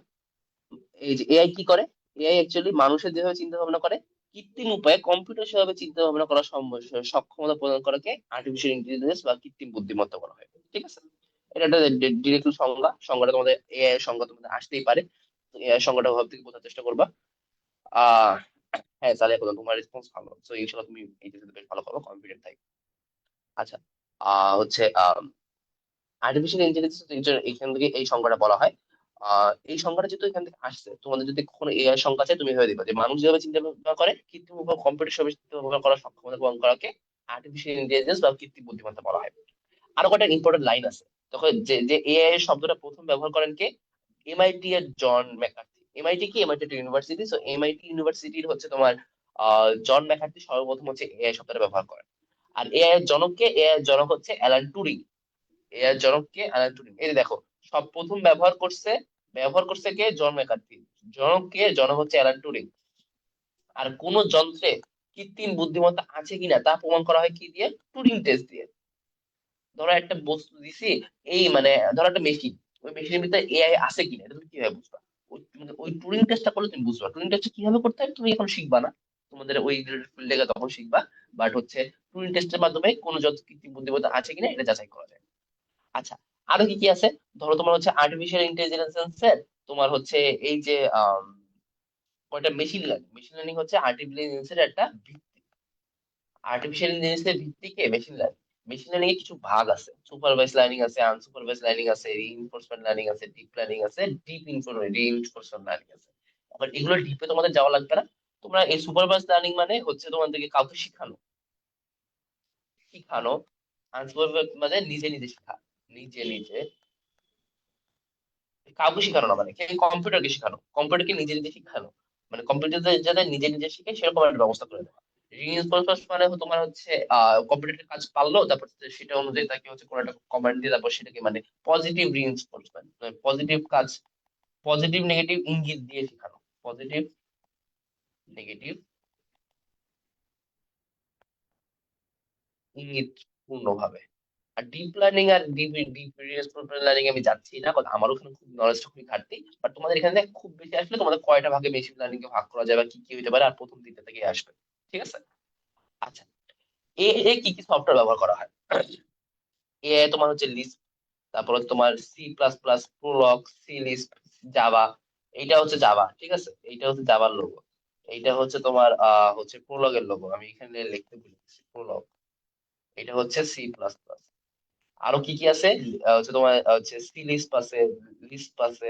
ঠিক আছে, এগুলো কিন্তু বেশ ইম্পর্টেন্ট হচ্ছে প্রোগ্রামিং সফটওয়্যার। ওকে, এগুলো কি ব্যবহার করা হয়? এআই ব্যবহার করা হয়। আচ্ছা, এখন আসি নিউরাল নেটওয়ার্ক। আমাদের মাথায় কি নিউরন আছে না? এই যে মানব মস্তিষ্কে কি আছে, মানব মস্তিষ্কে নিউরন আছে। ঠিক আছে, মানব মস্তিষ্কে নিউরনের অনুরূপ এক ধরনের কৃত্রিম নিউরন। ঠিক আছে, তো মানব মস্তিষ্কে যে নিউরন আছে, এরকম ভাবে কম্পিউটারকে একে অপরের সাথে যুক্ত থেকে কম্পিউটারকে কোনো কিছু বোঝানোর মানুষের মতো পদ্ধতিকে সিদ্ধান্ত নেওয়ার সক্ষমতা দান করাকে আর্টিফিশিয়াল নিউরাল। মানে কি, মানুষের যেরকম নিউরাল নেটওয়ার্ক আছে, ওইভাবে তোমার হচ্ছে যদি কম্পিউটারকে দিয়ে এমন তুমি একটা নিউরাল নেটওয়ার্ক তৈরি করলা যেখানে কম্পিউটার নিজের মতো কিছু কি বুঝবে বা মানুষের মতো পদ্ধতিতে সিদ্ধান্ত নিতে পারবে, মানে মানুষের ব্রেনটাকে রেপ্লিকেট করা। ঠিক আছে, এটাকে তোমার হচ্ছে নিউরাল নেটওয়ার্ক বলা যেতে পারে। আচ্ছা, কম্পিউটারে এই যে কৃত্রিম এই যে নিউরাল নেটওয়ার্ক, এই নিউরাল নেটওয়ার্কে কিছু কৃত্রিম নোড থাকে। ঠিক আছে, নোড থাকে, এই নোড গুলোকেও তোমার হচ্ছে কৃত্রিম নিউরন গুলোকে নোড বলা হয়, এবং নোড গুলো আন্তঃসংযোগ। আচ্ছা হ্যাঁ, নোড থাকে, নোড গুলো মানে নিউরন, এই যে নিউরন গুলো থাকে এগুলোকে হচ্ছে নোড বলা হয়। এবং এই নোড গুলা তোমার হচ্ছে আন্তঃসংযোগ থাকে, এবং আন্তঃসংযোগ থেকে মানব মস্তিষ্কের নিউরনের মতো আচরণ করে। ঠিক আছে, এটা খুব একটা ইম্পর্টেন্ট না, এটা আসলে তোমার শুধুমাত্র আসবে ক্ষয়ের জন্য, অন্য কোথাও আমি আসার পসিবিলিটি দেখি না। আচ্ছা, এখন আসি যে রোবোটিক্স। রোবোটিক্স হলো এআই এর অন্যতম একটা মূল ব্যবহার। তুমি যে এআই, আচ্ছা এআই কি? এআই হচ্ছে পুরাই একটা সফটওয়্যার। ঠিক আছে, এআই কি? এআই হচ্ছে পুরাই একটা সফটওয়্যার। আর রোবোটিক্স কি? রোবট হচ্ছে একটা কম্পিউটার নিয়োজিত যন্ত্র। মানে কি, রোবোটিক্স পার্টটা হচ্ছে হার্ডওয়্যার। মানে হার্ডওয়্যার চালাতে গেলে কিন্তু সফটওয়্যার লাগে। তো এই যে রোবট যে তুমি চালাবা, রোবটের সফটওয়্যারটা কি হবে? রোবটের সফটওয়্যারটা হবে এআই। ঠিক আছে। আচ্ছা, আর রোবোটিক্স মানে কিন্তু রোবট না, রোবট হচ্ছে এই যে রোবট হচ্ছে কম্পিউটার নিয়ন্ত্রিত যন্ত্র, যা স্বয়ংক্রিয়ভাবে কোনো ব্যক্তি বা কর্তৃক নির্দেশিত হয়ে কাজ করতে পারে। অনেক দুঃসাধ্য কাজও সাধন করতে পারে মানব দ্বারা পরিচালিত হয়ে, এর মধ্যে এআই ক্ষমতা থাকে।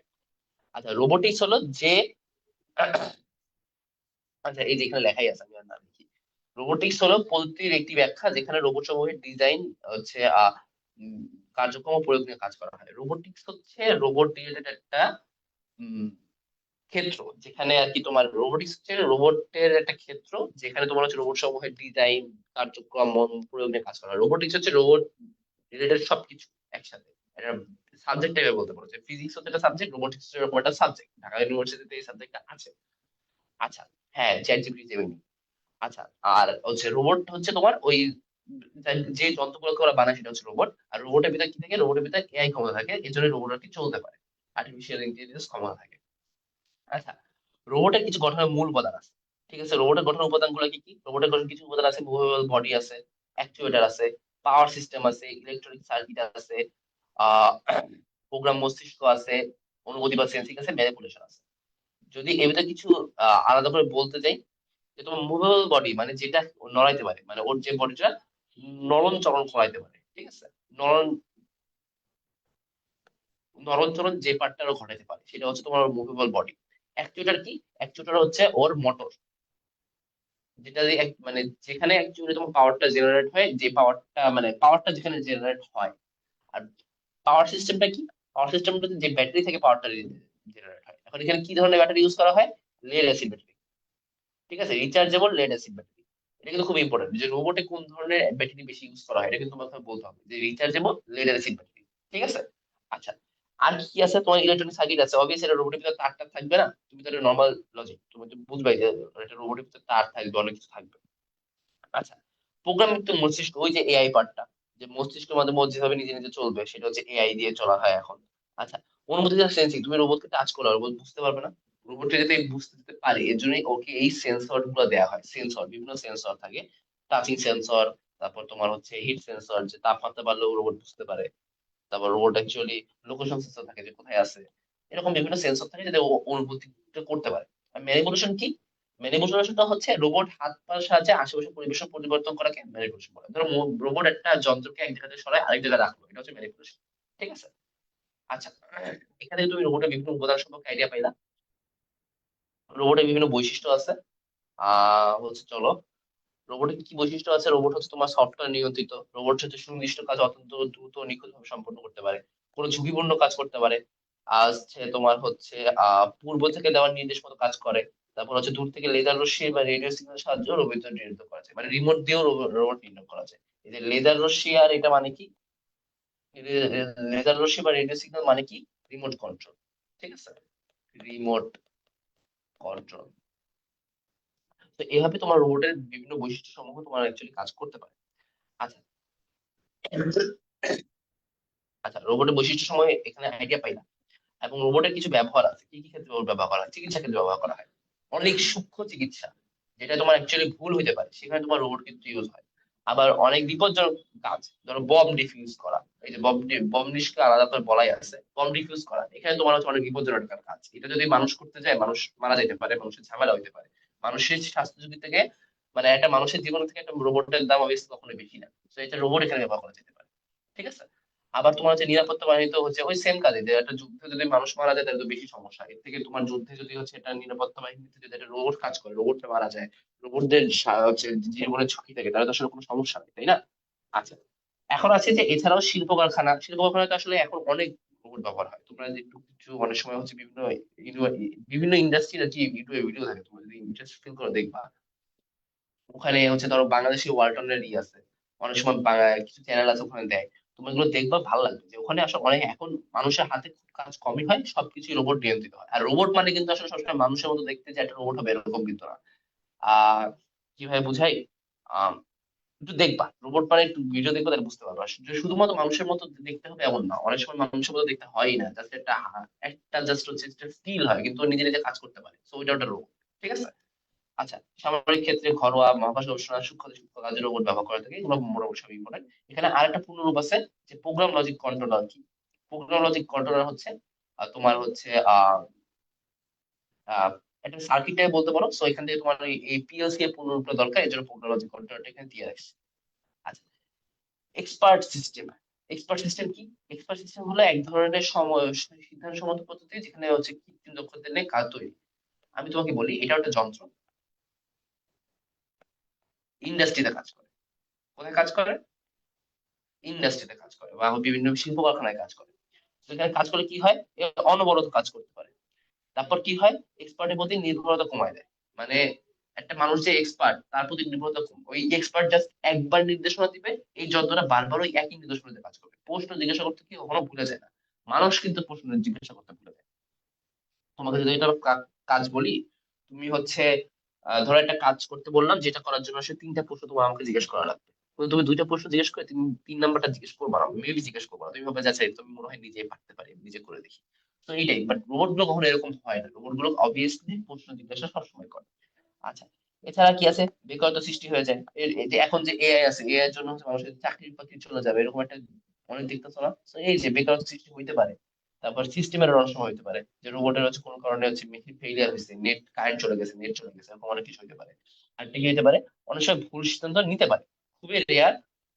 বাট ওই যে সিস্টেম এররের কারণে অনেক সময় হইতে পারে, বা হচ্ছে যন্ত্রের ফেলিয়ারের কারণে অনেক সময় হতে পারে। আচ্ছা, ক্রায়োসার্জারি অনেক ইম্পর্টেন্ট, একটা মেডিকেল ট্রিটমেন্ট। ঠিক আছে? হচ্ছে ক্রায়োসার্জারি কি? ক্রায়োসার্জারি হচ্ছে একটা কাটাছেঁড়া বিহীন এক প্রকার চিকিৎসা পদ্ধতি, যার মাধ্যমে অত্যধিক শীতল তাপমাত্রা প্রয়োগ করে ত্বকের অস্বাভাবিক ও রোগাক্রান্ত টিস্যু ধ্বংস করা হয়। ধরো অনেকে এখন টিউমার হয় না, টিউমারে যদি তুমি ক্রায়োসার্জারি করো, টিউমারটা নষ্ট হয়ে যাবে, কিন্তু টিউমারটা কাটা লাগতেছে না, টিউমারটা তোমার কোনো অপারেশন করা লাগতেছে না, কাটাছেঁড়া করা লাগতেছে না। Just তুমি হচ্ছে অনেক ঠান্ডা তাপমাত্রা প্রয়োগ করলে ওই টিউমার কোষটা এমনিতেই মরে যাবে, এমনিতেই তোমার হচ্ছে শুকায় পড়ে যাবে, এরকম। ঠিক আছে? আচ্ছা, এটা কিভাবে করা হয় চলো ক্রায়োসার্জারি একটু আইডিয়া দিই। কার্যালয়তে এরকম একটা জিনিস থাকে। তোমরা হচ্ছে সুতা সুই দেখছো না? মানে হচ্ছে সুইয়ের মতো যে জিনিসটা আমরা সুতা ইউজ করি, তো এখানে ক্রায়োসের জড়িত এরকম একটা খুবই সূক্ষ্ম একটা সুইয়ের মতো একটা জিনিস থাকে, ঠিক আছে? এই যে খুবই সূক্ষ্ম। তো এটাতে কি হয়, তোমার ওই যে তোমার যে কোষটা ধরো একটা টিউমার, ওই টিউমারের ভিতর এই সুইটা ঢুকাই দেওয়া হয়। এই সুইটা যখন ঢুকাই দেওয়া হয়, এই সুইটা তার আগে থেকে খুবই ঠান্ডা করা থাকে। ধরো এই যে এখানে তোমার হচ্ছে কৌশলটা লেখা আছে, আমি তোমাদের কৌশলটা পড়তেছি না, তোমরা পড়ে নিও। আহ, পড়ে নিও, আমি তোমাদের মুখে বলি। ধরো ওই যে সুই টাইপের যে যে সুই, ওই সুইটাকে আগে হচ্ছে একটা গ্যাসের মাধ্যমে, ধরো এখানে সর্বপ্রথম কার্বন কোন গ্যাস ব্যবহার করা হয়, সর্বপ্রথম কার্বন ডাই অক্সাইড গ্যাস ব্যবহার করা হয়, কার্বন ডাই অক্সাইড CO2। তো এই যে CO2 গ্যাস ব্যবহার করা হয়েছে, কার্বন ডাই অক্সাইড, এইটা ব্যবহার করে খুবই ঠান্ডা করে ফেলছে। ওই সুইটাকে খুবই ঠান্ডা করে ফেলছে, অনেক ঠান্ডা। তোমার হচ্ছে কত ডিগ্রি সেলসিয়াস আমি বলি, -41 থেকে এই দেখো -41। কার্বন ডাই অক্সাইড কি দিছে, এই দেখো কার্বন ডাই অক্সাইড কে -72 ডিগ্রি সেলসিয়াস, মানে বিভিন্ন গ্যাসকে বিভিন্ন, বাট অবভিয়াসলি মাইনাস আছে। ঠিক আছে, একটা গ্যাস একটা ডিগ্রিতে নামাইতে হয়। তো তুমি ধরো কার্বন ডাই অক্সাইড গ্যাস ব্যবহার করতেছো, তুমি হচ্ছে -72 ডিগ্রি সেলসিয়াসে নামাই ফেলছো ওই সুইটাকে। মানে তাপমাত্রা এত কম তাপমাত্রা প্রয়োগ করছো বা এত ঠান্ডা করে ফেলছো যে -72 ডিগ্রি সেলসিয়াস তাপমাত্রা চলে গেছে। এখন তুমি ওই সুইটাকে যে ওই টিউমারের ভিতরে ঢুকাই দিবা, জাস্ট ঢুকাবা আর কিছু না। ওই টিউমারের যখন ঢুকাবা, তখন টিউমারটা আস্তে আস্তে তোমার হচ্ছে বরফের মতো হয়ে শক্ত হয়ে যাবে, এবং ওই টিউমারটা আস্তে আস্তে ওই টিউমার কোষটা নষ্ট হয়ে যাবে। এভাবে ওই টিউমার থেকে কিন্তু ওই মানুষটা বেঁচে গেল, তাই না? তো তোমার কিন্তু এটা একটা বেশি ইম্পর্টেন্ট বলি, এখানে কাটাছেঁড়া ব্যতীত খুব ইজিলি তোমার হচ্ছে এই মানে একটা খুবই মানে কি বলতে, ক্যান্সার কোষ ধ্বংস করা হয়, টিউমার কোষ ধ্বংস করা হয়, ঠিক আছে, কাটাছেঁড়া ব্যতীত, জাস্ট ঠান্ডা তাপমাত্রা প্রয়োগ করে। আচ্ছা, এই যে -41 ডিগ্রি সেলসিয়াস যে আছে, 196 ডিগ্রি, মানে তুমি যে এই যে মানে খুব যে ঠান্ডা করবা, ঠান্ডা করার একটা লিমিট আছে, এক একটা গ্যাসের জন্য এক একটা লেভেল ঠান্ডা করতে হয়। ধরো মাইনাস, একটা সীমা আছে, এই সীমার বাইরে আর হয় না, যে -41 থেকে -196 ডিগ্রি সেলসিয়াস তাপমাত্রা পর্যন্ত, ঠিক আছে? আচ্ছা, কোন গ্যাসের জন্য কতটুকু ঠান্ডা করতে হয় এখানে কিন্তু দিয়েছি। এই যে ধরো তরল নাইট্রোজেনের জন্য -196 করতে হয়, ডাইমিথাইল ইথাইল প্রোপেনের জন্য -41, নাইট্রাস অক্সাইডের জন্য -89, তরল নাইট্রোজেনের জন্য -182, আর কঠিন কার্বন ডাই অক্সাইডের জন্য কত হয়, 72। এখানে আমি চাইলে আরো কয়েকটা গ্যাস আনতে পারতাম, আমি আনি নাই কেন, কারণ এই পাঁচটা ইম্পর্টেন্ট, অন্যগুলো অত বেশি ইম্পর্টেন্ট না। যেগুলো ইম্পর্টেন্ট অ্যাটলিস্ট লাইটটা ভালো মতো পড়বে। আচ্ছা, ক্রায়োসার্জারিতে ব্যবহৃত উপাদান সমূহ। ক্রায়োসার্জারিতে এই যে ক্রায়োসার্জারিতে সুইয়ের মতো লম্বা যে যন্ত্রের সাহায্যে আক্রান্ত কোষে গ্যাস সরবরাহ করা হয় তাকে ক্রায়োপোপ বলে। কি বলে? ক্রায়োপোপ বলে। মানে যে সুইটাকে তোমার অ্যাকচুয়ালি টিউবের ভিতরে ঢুকানো হয় সেটা হচ্ছে ক্রায়োপোপ। আর যে ধরনের গ্যাস তোমার ব্যবহার করা হয়, অতি নিম্ন তাপমাত্রায় আনতে যে সকল পদার্থ ব্যবহার করা হয় তাকে ক্রায়োজেনিক এজেন্ট বলে বা গ্যাস। ঠিক আছে, এই গ্যাসগুলো কি মানে এই ঠান্ডা গ্যাসে ডুবানো হয়, এর জন্য কিন্তু বেসিক্যালি ওই সুইটা ঠান্ডা হয়ে যায়। তো এই গ্যাসগুলো কি হতে পারে? গ্যাসগুলো তোমার নাইট্রাস অক্সাইড হতে পারে, কার্বন ডাই অক্সাইড হতে পারে, আর্গন গ্যাস হতে পারে, তরল নাইট্রোজেন হতে পারে, তরল অক্সিজেন হতে পারে, অনেক কিছু হতে পারে। ঠিক আছে, এই গ্যাস থাকে মানে ক্রায়োজেনিক এজেন্ট। আচ্ছা, ক্রায়োজেনিক এজেন্ট আর ক্রায়োপোপ থাকে। আর হচ্ছে তোমার এখানে তোমার হচ্ছে এই কৌশলটা খুবই ইম্পর্টেন্ট, কৌশলটা তোমার হচ্ছে গতে আসে, আমি যেটা মুখে বলছি এটাই তোমরা একটু পড়ে নিবা, মানে যেটা লিখতে পারো। আচ্ছা, আর হচ্ছে কায়োসিসের এদিকে এদিকে তো হচ্ছে তোমার সংজ্ঞা আছে। আর এই যে এই লাইনটা আছে যে -41, সেটা হচ্ছে MCকিউ এর জন্য ইম্পর্টেন্ট। আচ্ছা, আর সর্বপ্রথম কোনটা ব্যবহার করা হয় এটা কিন্তু এখানে আছে। আচ্ছা, এখান থেকে কিন্তু তোমার মোটামুটি হচ্ছে কায়োসার্জারির ওই পার্টটা গেল, এখন আসলে তোমার সুবিধা আর অসুবিধা। সুবিধা কি, কাটাছেঁড়া করা লাগে না, পার্শ্ব প্রতিক্রিয়া কি, যেহেতু তুমি জাস্ট একটা ঠান্ডা করে বের ফেলতেছো, কোনো ওষুধ দিতেছো না, কোনো হচ্ছে ইনজেকশন দিতেছো না, তোমার কিন্তু এখানে কোনো পার্শ্ব প্রতিক্রিয়া থাকার কথা না। তো এটা পার্শ্ব প্রতিক্রিয়াহীন, খরচ কম। এটা খরচ আসলে কম, ঢাকা মেডিকেল সেন্টারে করা হয়, ডিএমসি তে আমার একজন ফ্রেন্ড করছে সেগুলি ওর একটা চলরোগের জন্য। তো ওখান থেকে তোমরা দেখতে পারো। আর হচ্ছে জটিলতাও কম। ঠিক আছে, যেহেতু জাস্ট ঠান্ডা করে বেড়ে ফেলা হয়, সো এখানে বেশি জটিল কিছু নাই, বেশি জটিল কোনো মানে কোনো কাজকর্ম নাই, সো এটা জটিলতাটা বেশ কম। আর হাসপাতালে কম সময় তোমার অবস্থান করতে হয়, জাস্ট ঠান্ডা করবা, কোষটা মরে যাবে, তারপর চলে আসবা, কোনো সমস্যা নেই। এখন এখানে কথা, এখানে সব রোগের চিকিৎসা করা যায় না। তুমি হচ্ছে জ্বর হয়েছে, তোমার জ্বরের চিকিৎসা তো তুমি ক্যান্সার করতে পারবা না, পারবা? তো এখানে কি করা হয়, এখানে মেইনলি চর্মরোগ টাইপের জিনিসপাতি দিয়ে বেশি চিকিৎসা করা হয়, চর্মরোগ, তারপর তোমার ক্যান্সার কোষ। ঠিক আছে, এগুলো তোমার এমসিকিউতে আসতে পারে। এই টাইপের জিনিস তোমার বেশি করা হয়, আর দীর্ঘমেয়াদী নেতিবাচক প্রভাব দেখা দিতে পারে। তো তুমি ঠান্ডা, তুমি একইভাবে ক্রায়োসার্জারি অনেকবার ব্যবহার করলা, তোমার এখানে দীর্ঘমেয়াদী কিছু সমস্যা হতে পারে, বাট তোমার এমনিতে কোনো শর্ট টাইম পার্শ্ব প্রতিক্রিয়া নাই বা খুবই প্রকট কোনো পার্শ্ব প্রতিক্রিয়া নাই। তো তোমার তো এভাবে তোমার কারোসার্জারি পার্টটা শেষ করলাম। তোমাদের যদি কারোসার্জারি সুবিধা অসুবিধা আসতে পারে, এভাবে লিখবা। আমি জাস্ট পাঁচটা পয়েন্ট, তিনটা পয়েন্টে লিখছি, তুমি একটু এগুলো একটু একটু ব্যাখ্যা করবা। আর হচ্ছে তোমার এখানে কি আছে?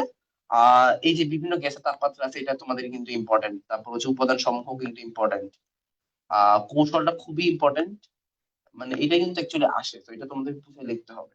আর এই যে সংজ্ঞা, সংজ্ঞাটা কিন্তু হচ্ছে আহ সংজ্ঞা কম ইম্পর্টেন্ট, বাট যে কোনো কিছু আসলে ধরো তোমার কাছে হচ্ছে কৌশল আসলো, কৌশলের শুরুতে তুমি সংজ্ঞাটা লিখে দিলে তাহলে কিন্তু বেটার। তো এইভাবে তোমার কারেন্ট পার্টটা শেষ করতেছি। চলো বায়োমেট্রিক্স যাবো। কারো কোনো সমস্যা থাকলে কিন্তু কমেন্ট করো। অনেক পরে যে কমেন্ট করলে আমি মানে আমার জন্য কঠিন হয় বোঝানো। তো তুমি কমেন্ট করো। 11 জন দেখতেছো, সালে আপাতত তুমি কমেন্ট করেই না, সো কিন্তু করতে কিন্তু পারো। আচ্ছা সরি, আমি তোমার কমেন্ট দেখি।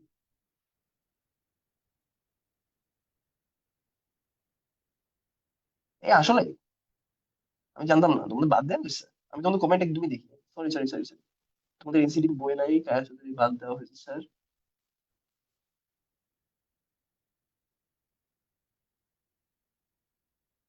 আচ্ছা আমি পড়ায় রাখলাম, এটা খুবই ইম্পর্টেন্ট একটা টপিক ছিল, যদি বাদ দিয়েছে আমি তো জানি না। আচ্ছা আমি তোমাদের দেখো আবার ক্রস চেক করে আবার জানাবো না যে তোমরা আছে কি নাই, ঠিক আছে? বাট পড়ায় রাখছি, পরে পড়ে ফেলো। বাট এটা খুবই একটা ইম্পর্টেন্ট টপিক ছিল, ঠিক আছে? এখানে সিকিউ তে কোশ্চেন আসতো অনেক। তো ঠিক আছে, আমি চেক করে তোমাদেরকে জানাবো। তোমাদের এইচডি বইতে না, এটা আমি শিওর ছিলাম না। আমি তোমাদেরকে জানাবো। এই যে সোনালী রোদ্দুর বলছে আছে তো।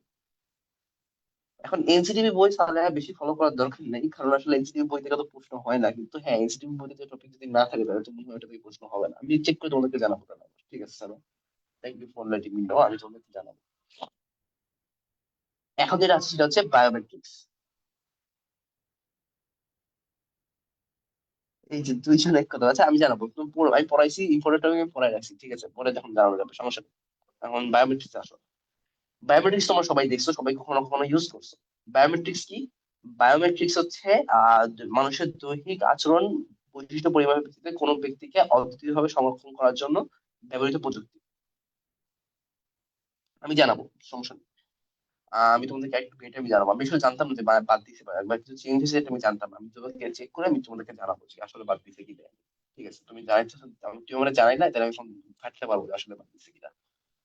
আচ্ছা, বায়োমেট্রিক্স মানুষের দৈহিক বা আচরণগত বৈশিষ্ট্য পরিমাপের ভিত্তিতে, মানে বেসিক্যালি কিছু একটা পরিমাপ করে তোমাকে বলতে হবে যে দুইটা মানুষ আলাদা বা দুইটা মানুষ এক। ঠিক আছে, কিছু একটা পরিমাপ করে বলতে হবে। এখন তুমি কি কি পরিমাপ করো? তুমি হচ্ছে ডিএনএ পরিমাপ করো, তাই না?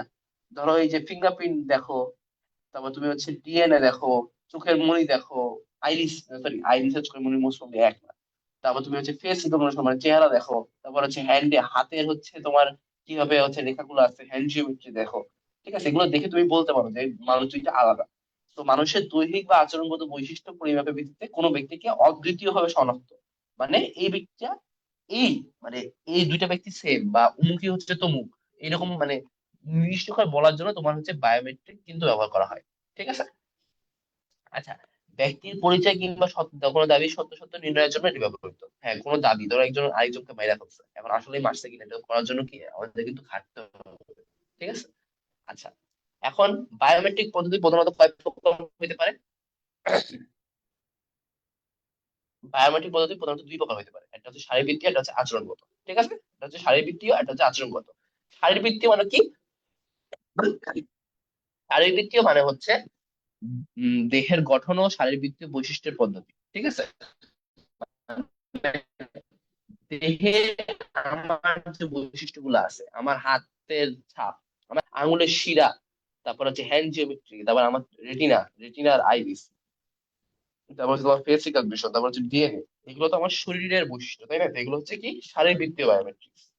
এগুলো কি শরীরের বৈশিষ্ট্য থেকে আসছে, এগুলো কি শারীরবৃত্তীয় বায়োমেট্রিক্স। এখানে এই প্রত্যেকটা কিন্তু ইম্পর্টেন্ট, তো শারীরবৃত্তীয় বায়োমেট্রিক চাইলে তোমার এই প্রত্যেকটা কিন্তু লেখা দরকার। এরপরে কি আছে? এরপরে আছে আচরণগত বায়োমেট্রিক্স। আচরণগত বায়োমেট্রিক্স কি আছে? ভয়েস। ভয়েস রিকগনিশন একটা আচরণগত জিনিস। সিগনেচার, আমি যে ধরো আমার সিগনেচার দিলাম, এই যে এটা হচ্ছে আমার সিগনেচার। ঠিক আছে। এখন এইটা যে আমি দিচ্ছি, এটা কি আমার একটা সিগনেচার, মানে এটা আচরণগত, এটা আমি চেঞ্জ করে ফেলতে পারি। আজকে আমি সিগনেচার দিলাম, আমি হয়তো বা আগে জাস্ট হচ্ছে আমার নাম লিখতাম তানভীর। তো এই দুটো কিন্তু আলাদা আলাদা জিনিস, যেটা কিন্তু চেঞ্জ হইতে পারে। আচরণগত জিনিসগুলোর একটু কম, মানে কম ইম্পর্টেন্ট, কারণ কি এগুলো চেঞ্জ হইতে পারে। টাইপিং কি স্ট্রোক, আমি এখন যেভাবে টাইপ করি আমি পরে কিন্তু অন্যভাবে করতে পারি। ঠিক আছে, এখন আমার গলা বয়সটা যেরকম আমার কিন্তু কয়েকদিন সেরকম ছিল না। সেই কারণে কি আচরণগত জিনিসগুলো চেঞ্জ হয়। আচ্ছা, তাহলে এখানে তুমি হচ্ছে শারীরবৃত্তীয় বায়োমেট্রিক্স আর হচ্ছে আচরণগত বায়োমেট্রিক্স এর পার্থক্যটা বুঝলা। এখন আসি যে তোমাদের একটা সিকিউ আসে যে কোন বায়োমেট্রিক্সটা সবচেয়ে ভালো। ঠিক আছে, এখন এই ভিতরে কিছু কথাবার্তা আছে, তোমরা সিকিউ করবা, সিকিউ এ যে আরো দেখবা। কিন্তু একটা আছে মানে খুবই ইউনিভার্সাল জিনিস, যে আঙুলের ছাপ সবসময় বেশি ব্যবহৃত, সবচেয়ে ব্যবহৃত। এটা মানে কি? সবচেয়ে বেশি ব্যবহৃত মানে কি? এটা সবচেয়ে ভালো না, সবচেয়ে ভালো কিন্তু না। সবচেয়ে ভালো কি করার জন্য? কমার্শিয়াল, মানে টাকা দিয়ে বা অফিস টফিসে ব্যবহার করার জন্য সবচেয়ে ভালো কমার্শিয়ালি হচ্ছে আঙুলের ছাপ। ডিএনএ আরো ভালো, কিন্তু ডিএনএ তো তুমি আসলে প্রতিদিন অফিসে ঢোকার সময় তুমি তো ডিএনএ টা দিতে পারবে না, পারবা? তোমার অফিসে আঙুলের ছাপটা তুমি সবচেয়ে বেশি সহজলভ্য ভাবে দিতে পারবা, সময় সময় ব্যবহারযোগ্য, মানে সব খুব সময়, খুব সহজে হয়ে যাবে। তারপর সময় খুব কম লাগে, তারপর দ্রুত ফলাফল আসে। তারপর একটা মেশিন দিয়েই তোমার কিন্তু হয়ে যায়, একটা অফিস বা একটা স্কুলের জন্য একটা মেশিন দিয়েই তোমার হয়ে যায়। তো এই কারণে আঙুলের ছাপটা কি, আঙুলের ছাপটা খুবই ইম্পর্টেন্ট বা খুবই হচ্ছে ইজিলি ব্যবহারযোগ্য, বা সবাই আঙুলের ছাপটাই ব্যবহার করে। হ্যাঁ, সময়ের সাথে আচরণগত বৈশিষ্ট্য পরিবর্তন হয়। ট্রু। আচ্ছা, তো এখানে তুমি বুঝতে পারছো যে আচরণগত আঙুলের ছাপটা কেন হচ্ছে সবচেয়ে বেশি ইম্পর্টেন্ট বা সবচেয়ে বেশি ব্যবহৃত। ঠিক এই কারণে যে খুবই সহজলভ্য, ইজিলি পাওয়া যায়, ইজিলি ব্যবহারযোগ্য, তারপর সময় খুব কম লাগে, দ্রুত ফলাফল, এগুলো। আচ্ছা, এখানে একটা গ্রাফ দিচ্ছি, এই গ্রাফটা সবাই দেখো। যে দেখো এই যে ইউজিবিলিটি আর হচ্ছে সিকিউরিটি, আইরিশ, এই দেখো সিকিউরিটি, এই যে এই অক্ষের দিকে যে যত ডানে সে তত বেশি নিরাপদ। এই দেখো আইরিশ দিয়ে তুমি যদি হচ্ছে মাপো তাহলে সবচেয়ে বেশি নিরাপদ। তা কিন্তু তুমি হচ্ছে যদি এখানে ডিএনএ হয়তো বা এর পরেও আছে, যে ডিএনএ এখানে, ঠিক আছে, কিন্তু ডিএনএ এখানে দেয়নি।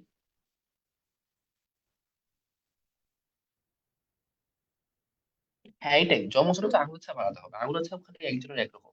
কিন্তু তাও আঙুলের ছাপ অনেক সময় অনেকের চামড়া উঠে আঙুলের ছাপটা নষ্ট হয়ে যায়। তো এরকম অনেক কারণে আঙুলের ছাপটা সবচেয়ে নিরাপদ না। নিরাপদ হচ্ছে সবচেয়ে বেশি ডিএনএ, আইরিস, এগুলা।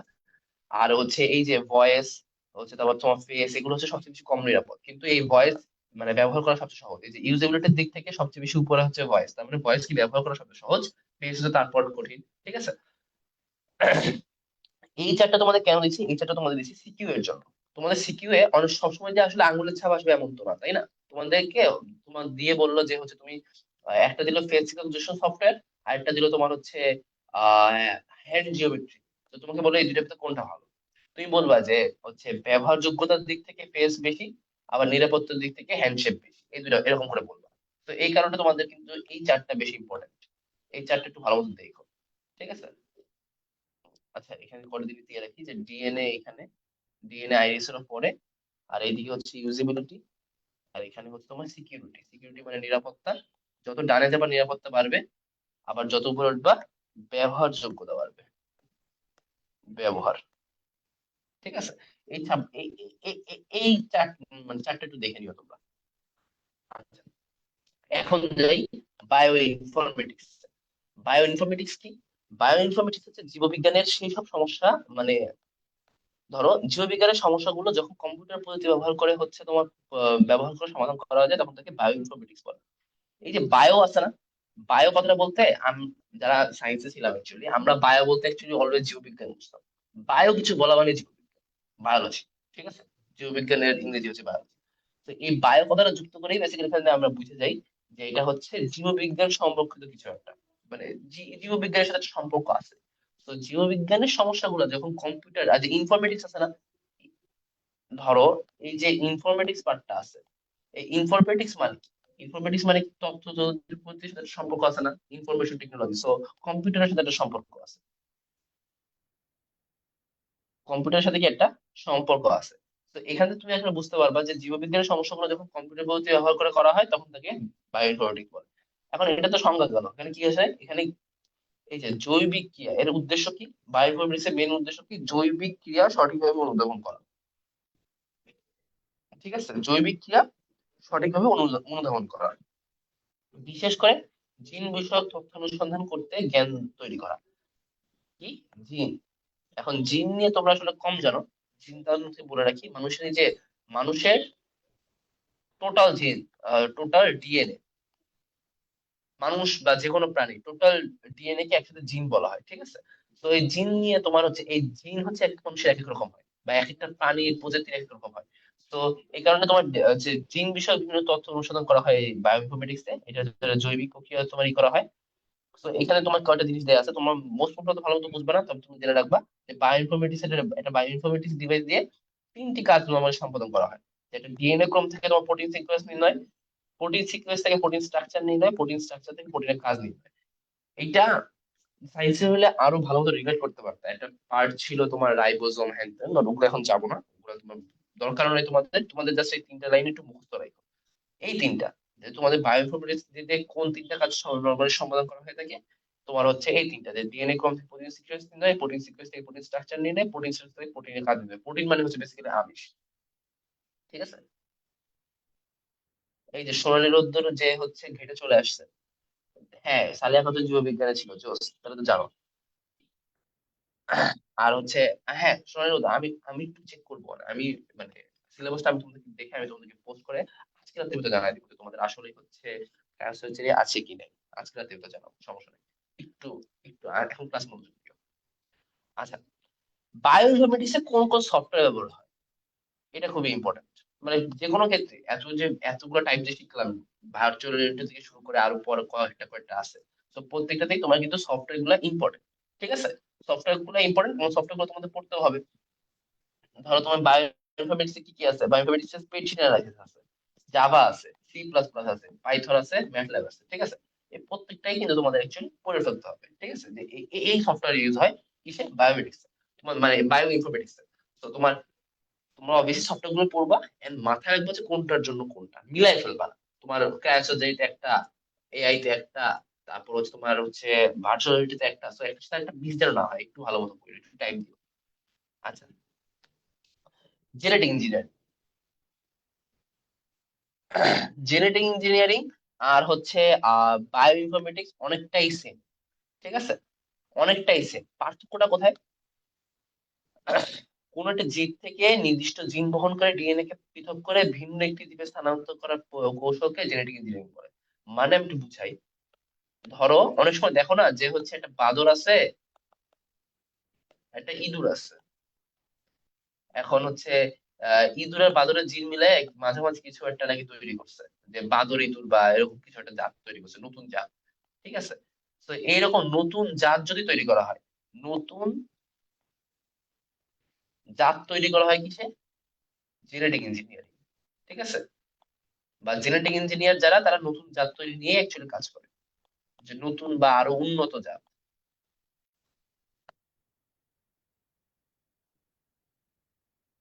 নতুন বা উন্নত, ঠিক আছে?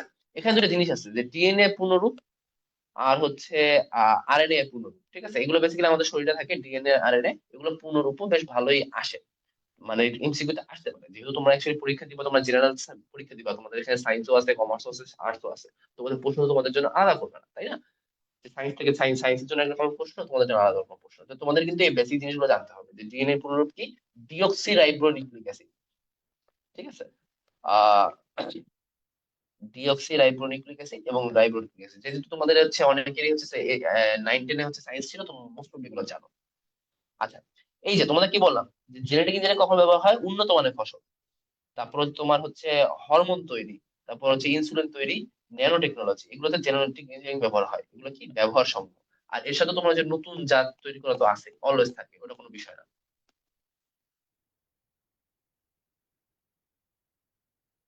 হ্যাঁ, নতুন জাতের ফসল তৈরির জন্য জেনেটিক ইঞ্জিনিয়ারিং ব্যবহার হয়, সত্য।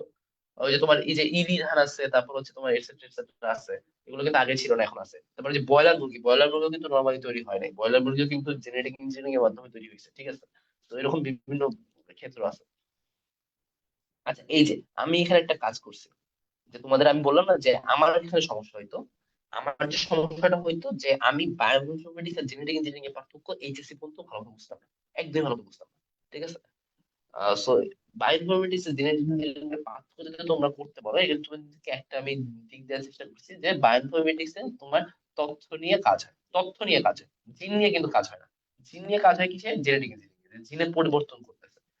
তাহলে বায়োইনফরমেটিক্স তোমার বলতে পারো যে তোমার তথ্য নিয়ে কম্পিউটারে কাজ করতেছে, আর জেনেটিক ইঞ্জিনিয়ারিং হচ্ছে অ্যাকচুয়ালি জিনে কাজ করতেছে, নতুন জাত উৎপন্ন করতেছে। ঠিক আছে, তো এই ধাপটা তুমি মনে রাখতে পারো, তোমাদের জন্য আই গেস হেল্পফুল হবে।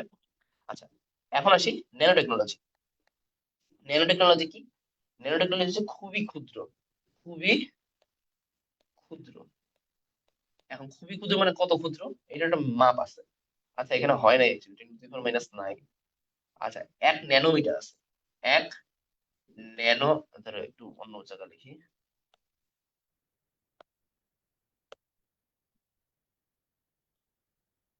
1 nanometre is equal to 10⁻⁹ metre. মানে কি, এক 1/10⁹ মিটার, মানে 1 ভাগের থেকে 1 মিটার থেকে অনেক অনেক অনেক ছোট। ঠিক আছে, 1 মিটার থেকে কি অনেক অনেক অনেক ছোট। তো এরকম অনেক ছোট, আহ তো এরকম একটা বস্তু যখন কোনো একটি বস্তু কার্যক্ষমতা বাড়ানোর জন্য বিশেষ প্রযুক্তি বা যন্ত্র ব্যবহার করে অণু বা পরমাণু গুলোকে ন্যানোমিটার স্কেলে ন্যানো পার্টিকেল রূপে পরিবর্তন করা হয়, তখন সেই প্রযুক্তিকে ন্যানো টেকনোলজি বলে।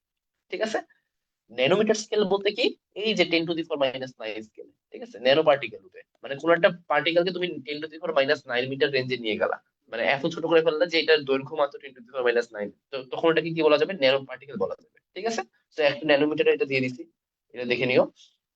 সাধারণভাবে কমপক্ষে 1 থেকে 100 ন্যানোমিটার আকৃতির অথবা ব্যাস বিশিষ্ট কোনো বস্তু দিয়ে ন্যানো ডিভাইস তৈরি করা হয়।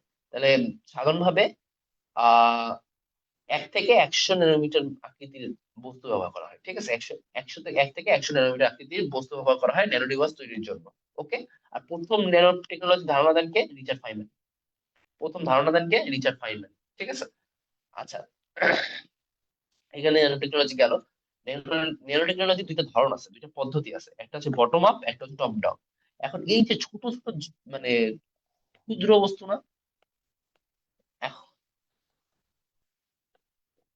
ক্ষুদ্র বস্তু, তাই তো। এখন আমরা ধরে নিই যে নর্মালি তো আমরা আসলে ক্ষুদ্র বস্তু পাবো না, আমরা ক্ষুদ্র বস্তু দুই ভাবে পাবো। ক্ষুদ্র বস্তু দুই ভাবে পাবো, যদি হচ্ছে ভাঙি, মানে একটা বড় বস্তুকে ভাঙি, অথবা হচ্ছে হচ্ছে তোমার একটা মানে ক্ষুদ্র বস্তুকে আমরা হচ্ছে একটা বড় বস্তু থেকে ভেঙে পারতে পারি, অথবা ক্ষুদ্র বস্তু যোগ করে করে আমরা একটা বড় বস্তু, মানে ক্ষুদ্র বস্তু অনেকগুলা দিলে বড় একটা বস্তু, মানে এরকম হইতে পারে, তাই না? বড় একটা বস্তুকে ভেঙে আমরা ক্ষুদ্র বস্তু পাইতে পারি, এই যে এরকম। অথবা আমরা একটা ক্ষুদ্র বস্তু, অনেকগুলো ক্ষুদ্র বস্তু মিলে আমরা বড় একটা বস্তু পাইতে পারি। তো এইটাই যে বটম আপ মানে হচ্ছে তোমার এরকম মানে ক্ষুদ্র, মানে একটা বড় একটা বস্তুকে ভেঙে বটম, মানে আস্তে আস্তে ছোট করাকে হচ্ছে তোমার বটম আপ বলে। আর হচ্ছে টপ ডাউন বলা হয় তোমার এরকম ক্ষুদ্র অনেকগুলো বস্তু করে বড় একটা বস্তু তৈরি করা। তো এটা হচ্ছে বটম আপ এবং টপ, বটম আপ এবং টপ ডাউন। এই দুটো অত বেশি ইম্পর্টেন্ট না, খুবই কম, বা তোমরা হাতে জেনে রেখো যে বড় একটা বস্তুকে ভেঙে ক্ষুদ্র বস্তু পাওয়া যায়, আর হচ্ছে ক্ষুদ্র অনেকগুলো বস্তুকে মিলে হচ্ছে বড় একটা বস্তু তৈরি করা যায়। বড়, এই যে এইটা হচ্ছে তোমার বটম আপ, এইটা হচ্ছে তোমার কি, টপ ডাউন। ঠিক আছে। আরেকটা এখানে দিয়ে রাখছি আমি, যে এটাও বেশি ইম্পর্টেন্ট, যে ন্যানো টেকনোলজি ব্যবহার করে তৈরিকৃত ওষুধকে স্মার্ট ড্রাগ বলে। ন্যানো টেকনোলজি ব্যবহার করে তৈরিকৃত ওষুধকে কি বলে? ন্যানো টেকনোলজি ব্যবহার করে তৈরিকৃত ওষুধকে স্মার্ট ড্রাগ বলে। এই স্মার্ট ড্রাগের একটা ছবিও দিয়ে দিছি। ঠিক আছে।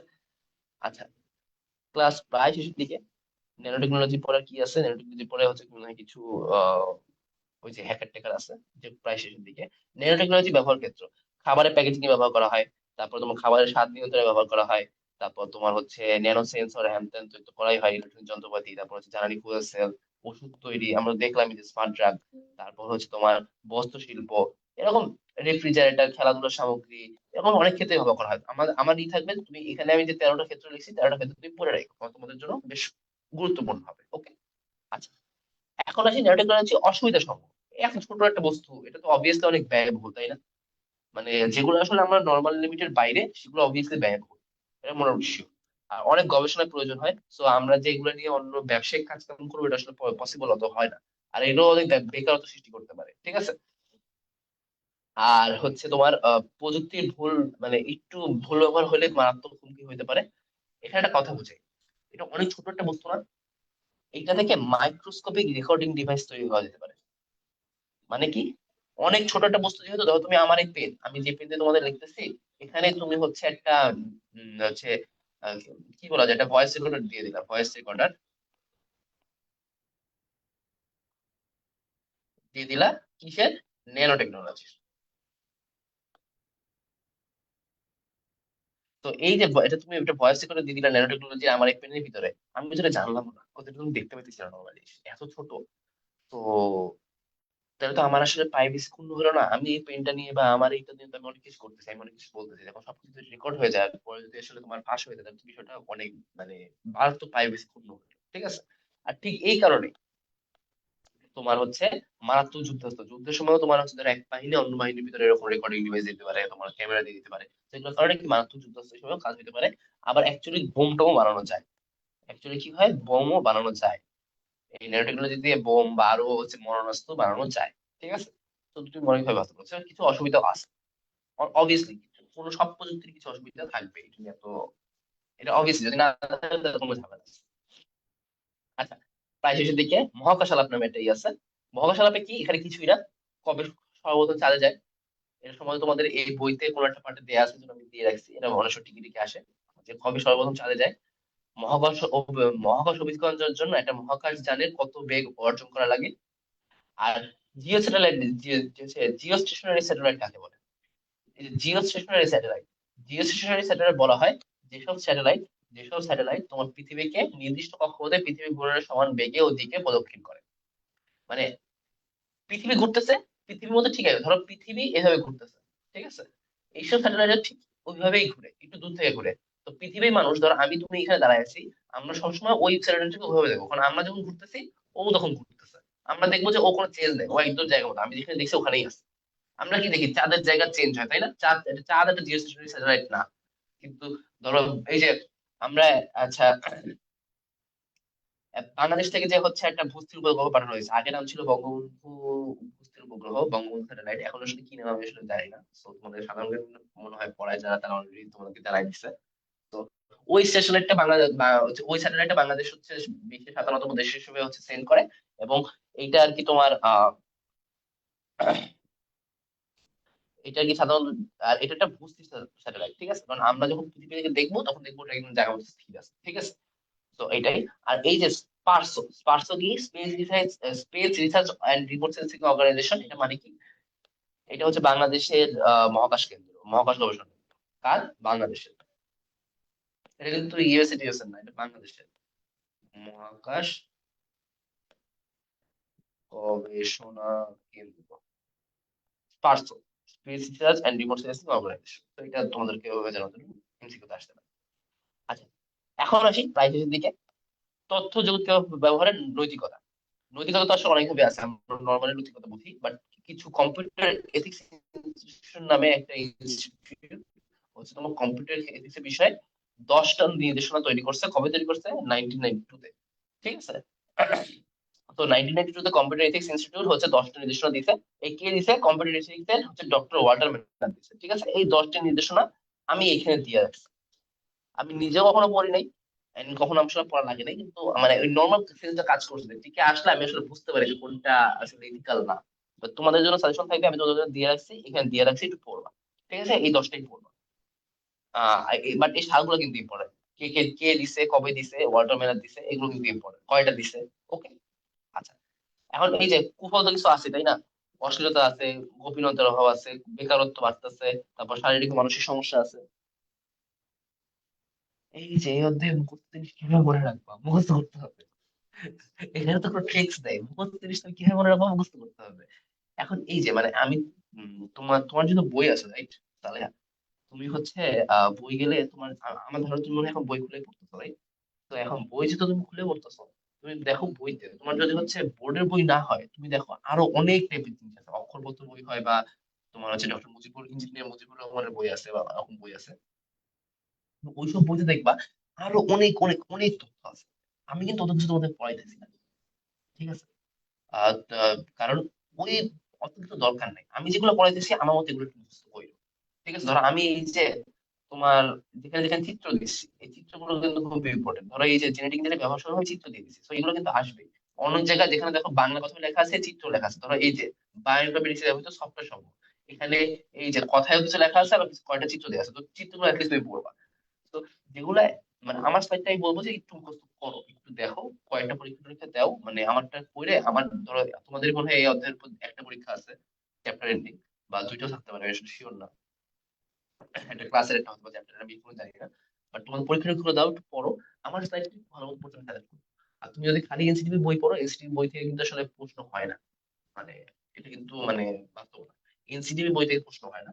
এনসিটিভি বই তোমার হচ্ছে ওই সিলেবাস নির্ধারণের জন্য ব্যবহার করা হয়, যে এনসিটিভি বইতে যেসব টপিক আছে এগুলো হচ্ছে তোমার পড়তে হবে। কিন্তু ওই সব টপিকের উপরও তোমার হচ্ছে অক্ষরপত্র বা মুজিবুর রহমান স্যারের বইতে অনেক তথ্য থাকে। তো তোমার কিন্তু ওই তথ্য থেকে প্রশ্ন হয়, তো ওই তথ্যগুলো কিন্তু তোমার লাগবে। তো আমি ওই তথ্যগুলো বাছাই করে তোমাদেরকে একটা ছোট জায়গায় অল্প নিয়ে আসার চেষ্টা করছি। তোমরা একটু পড়ে দেখো তোমাদের কেমন হয়, ঠিক আছে? বাট এগুলো হচ্ছে মুখস্থ করতে হবে, এখানে আসলে একটু ঠিক নেই যে ঠিক আছে, এগুলো আসলে বলার চেষ্টা করতেছি, এগুলো বাইরে অত কিছু নাই। আচ্ছা, সফটওয়্যার পাইরেসি। সফটওয়্যার পাইরেসি কি? সফটওয়্যার পাইরেসি আসলে তোমরা এখন বুঝে গেছো হয়তো অনেকেই, যে বিনা অনুমতিতে হচ্ছে মালিকের হচ্ছে সফটওয়্যার হচ্ছে কপি করা, ব্যবহার করা, নিজের নামে বিতরণ করা, কোনো প্রকার পরিবর্তন সাধনের মাধ্যমে অন্যের নিজের বলে চালায় দেওয়াকে হচ্ছে বোঝায়, ঠিক আছে? মানে ধরো আমি এটা সফটওয়্যার বানাইনি, কিন্তু আমি বলতেছি যে আমি বানাইছি, ঠিক আছে? ধরো এই যে এই স্লাইডটা তোমাদের দিয়ে দিব না, এই স্লাইডটা তুমি তো পরে কখনো বললা যে এই স্লাইড তো আমি বানাইছি,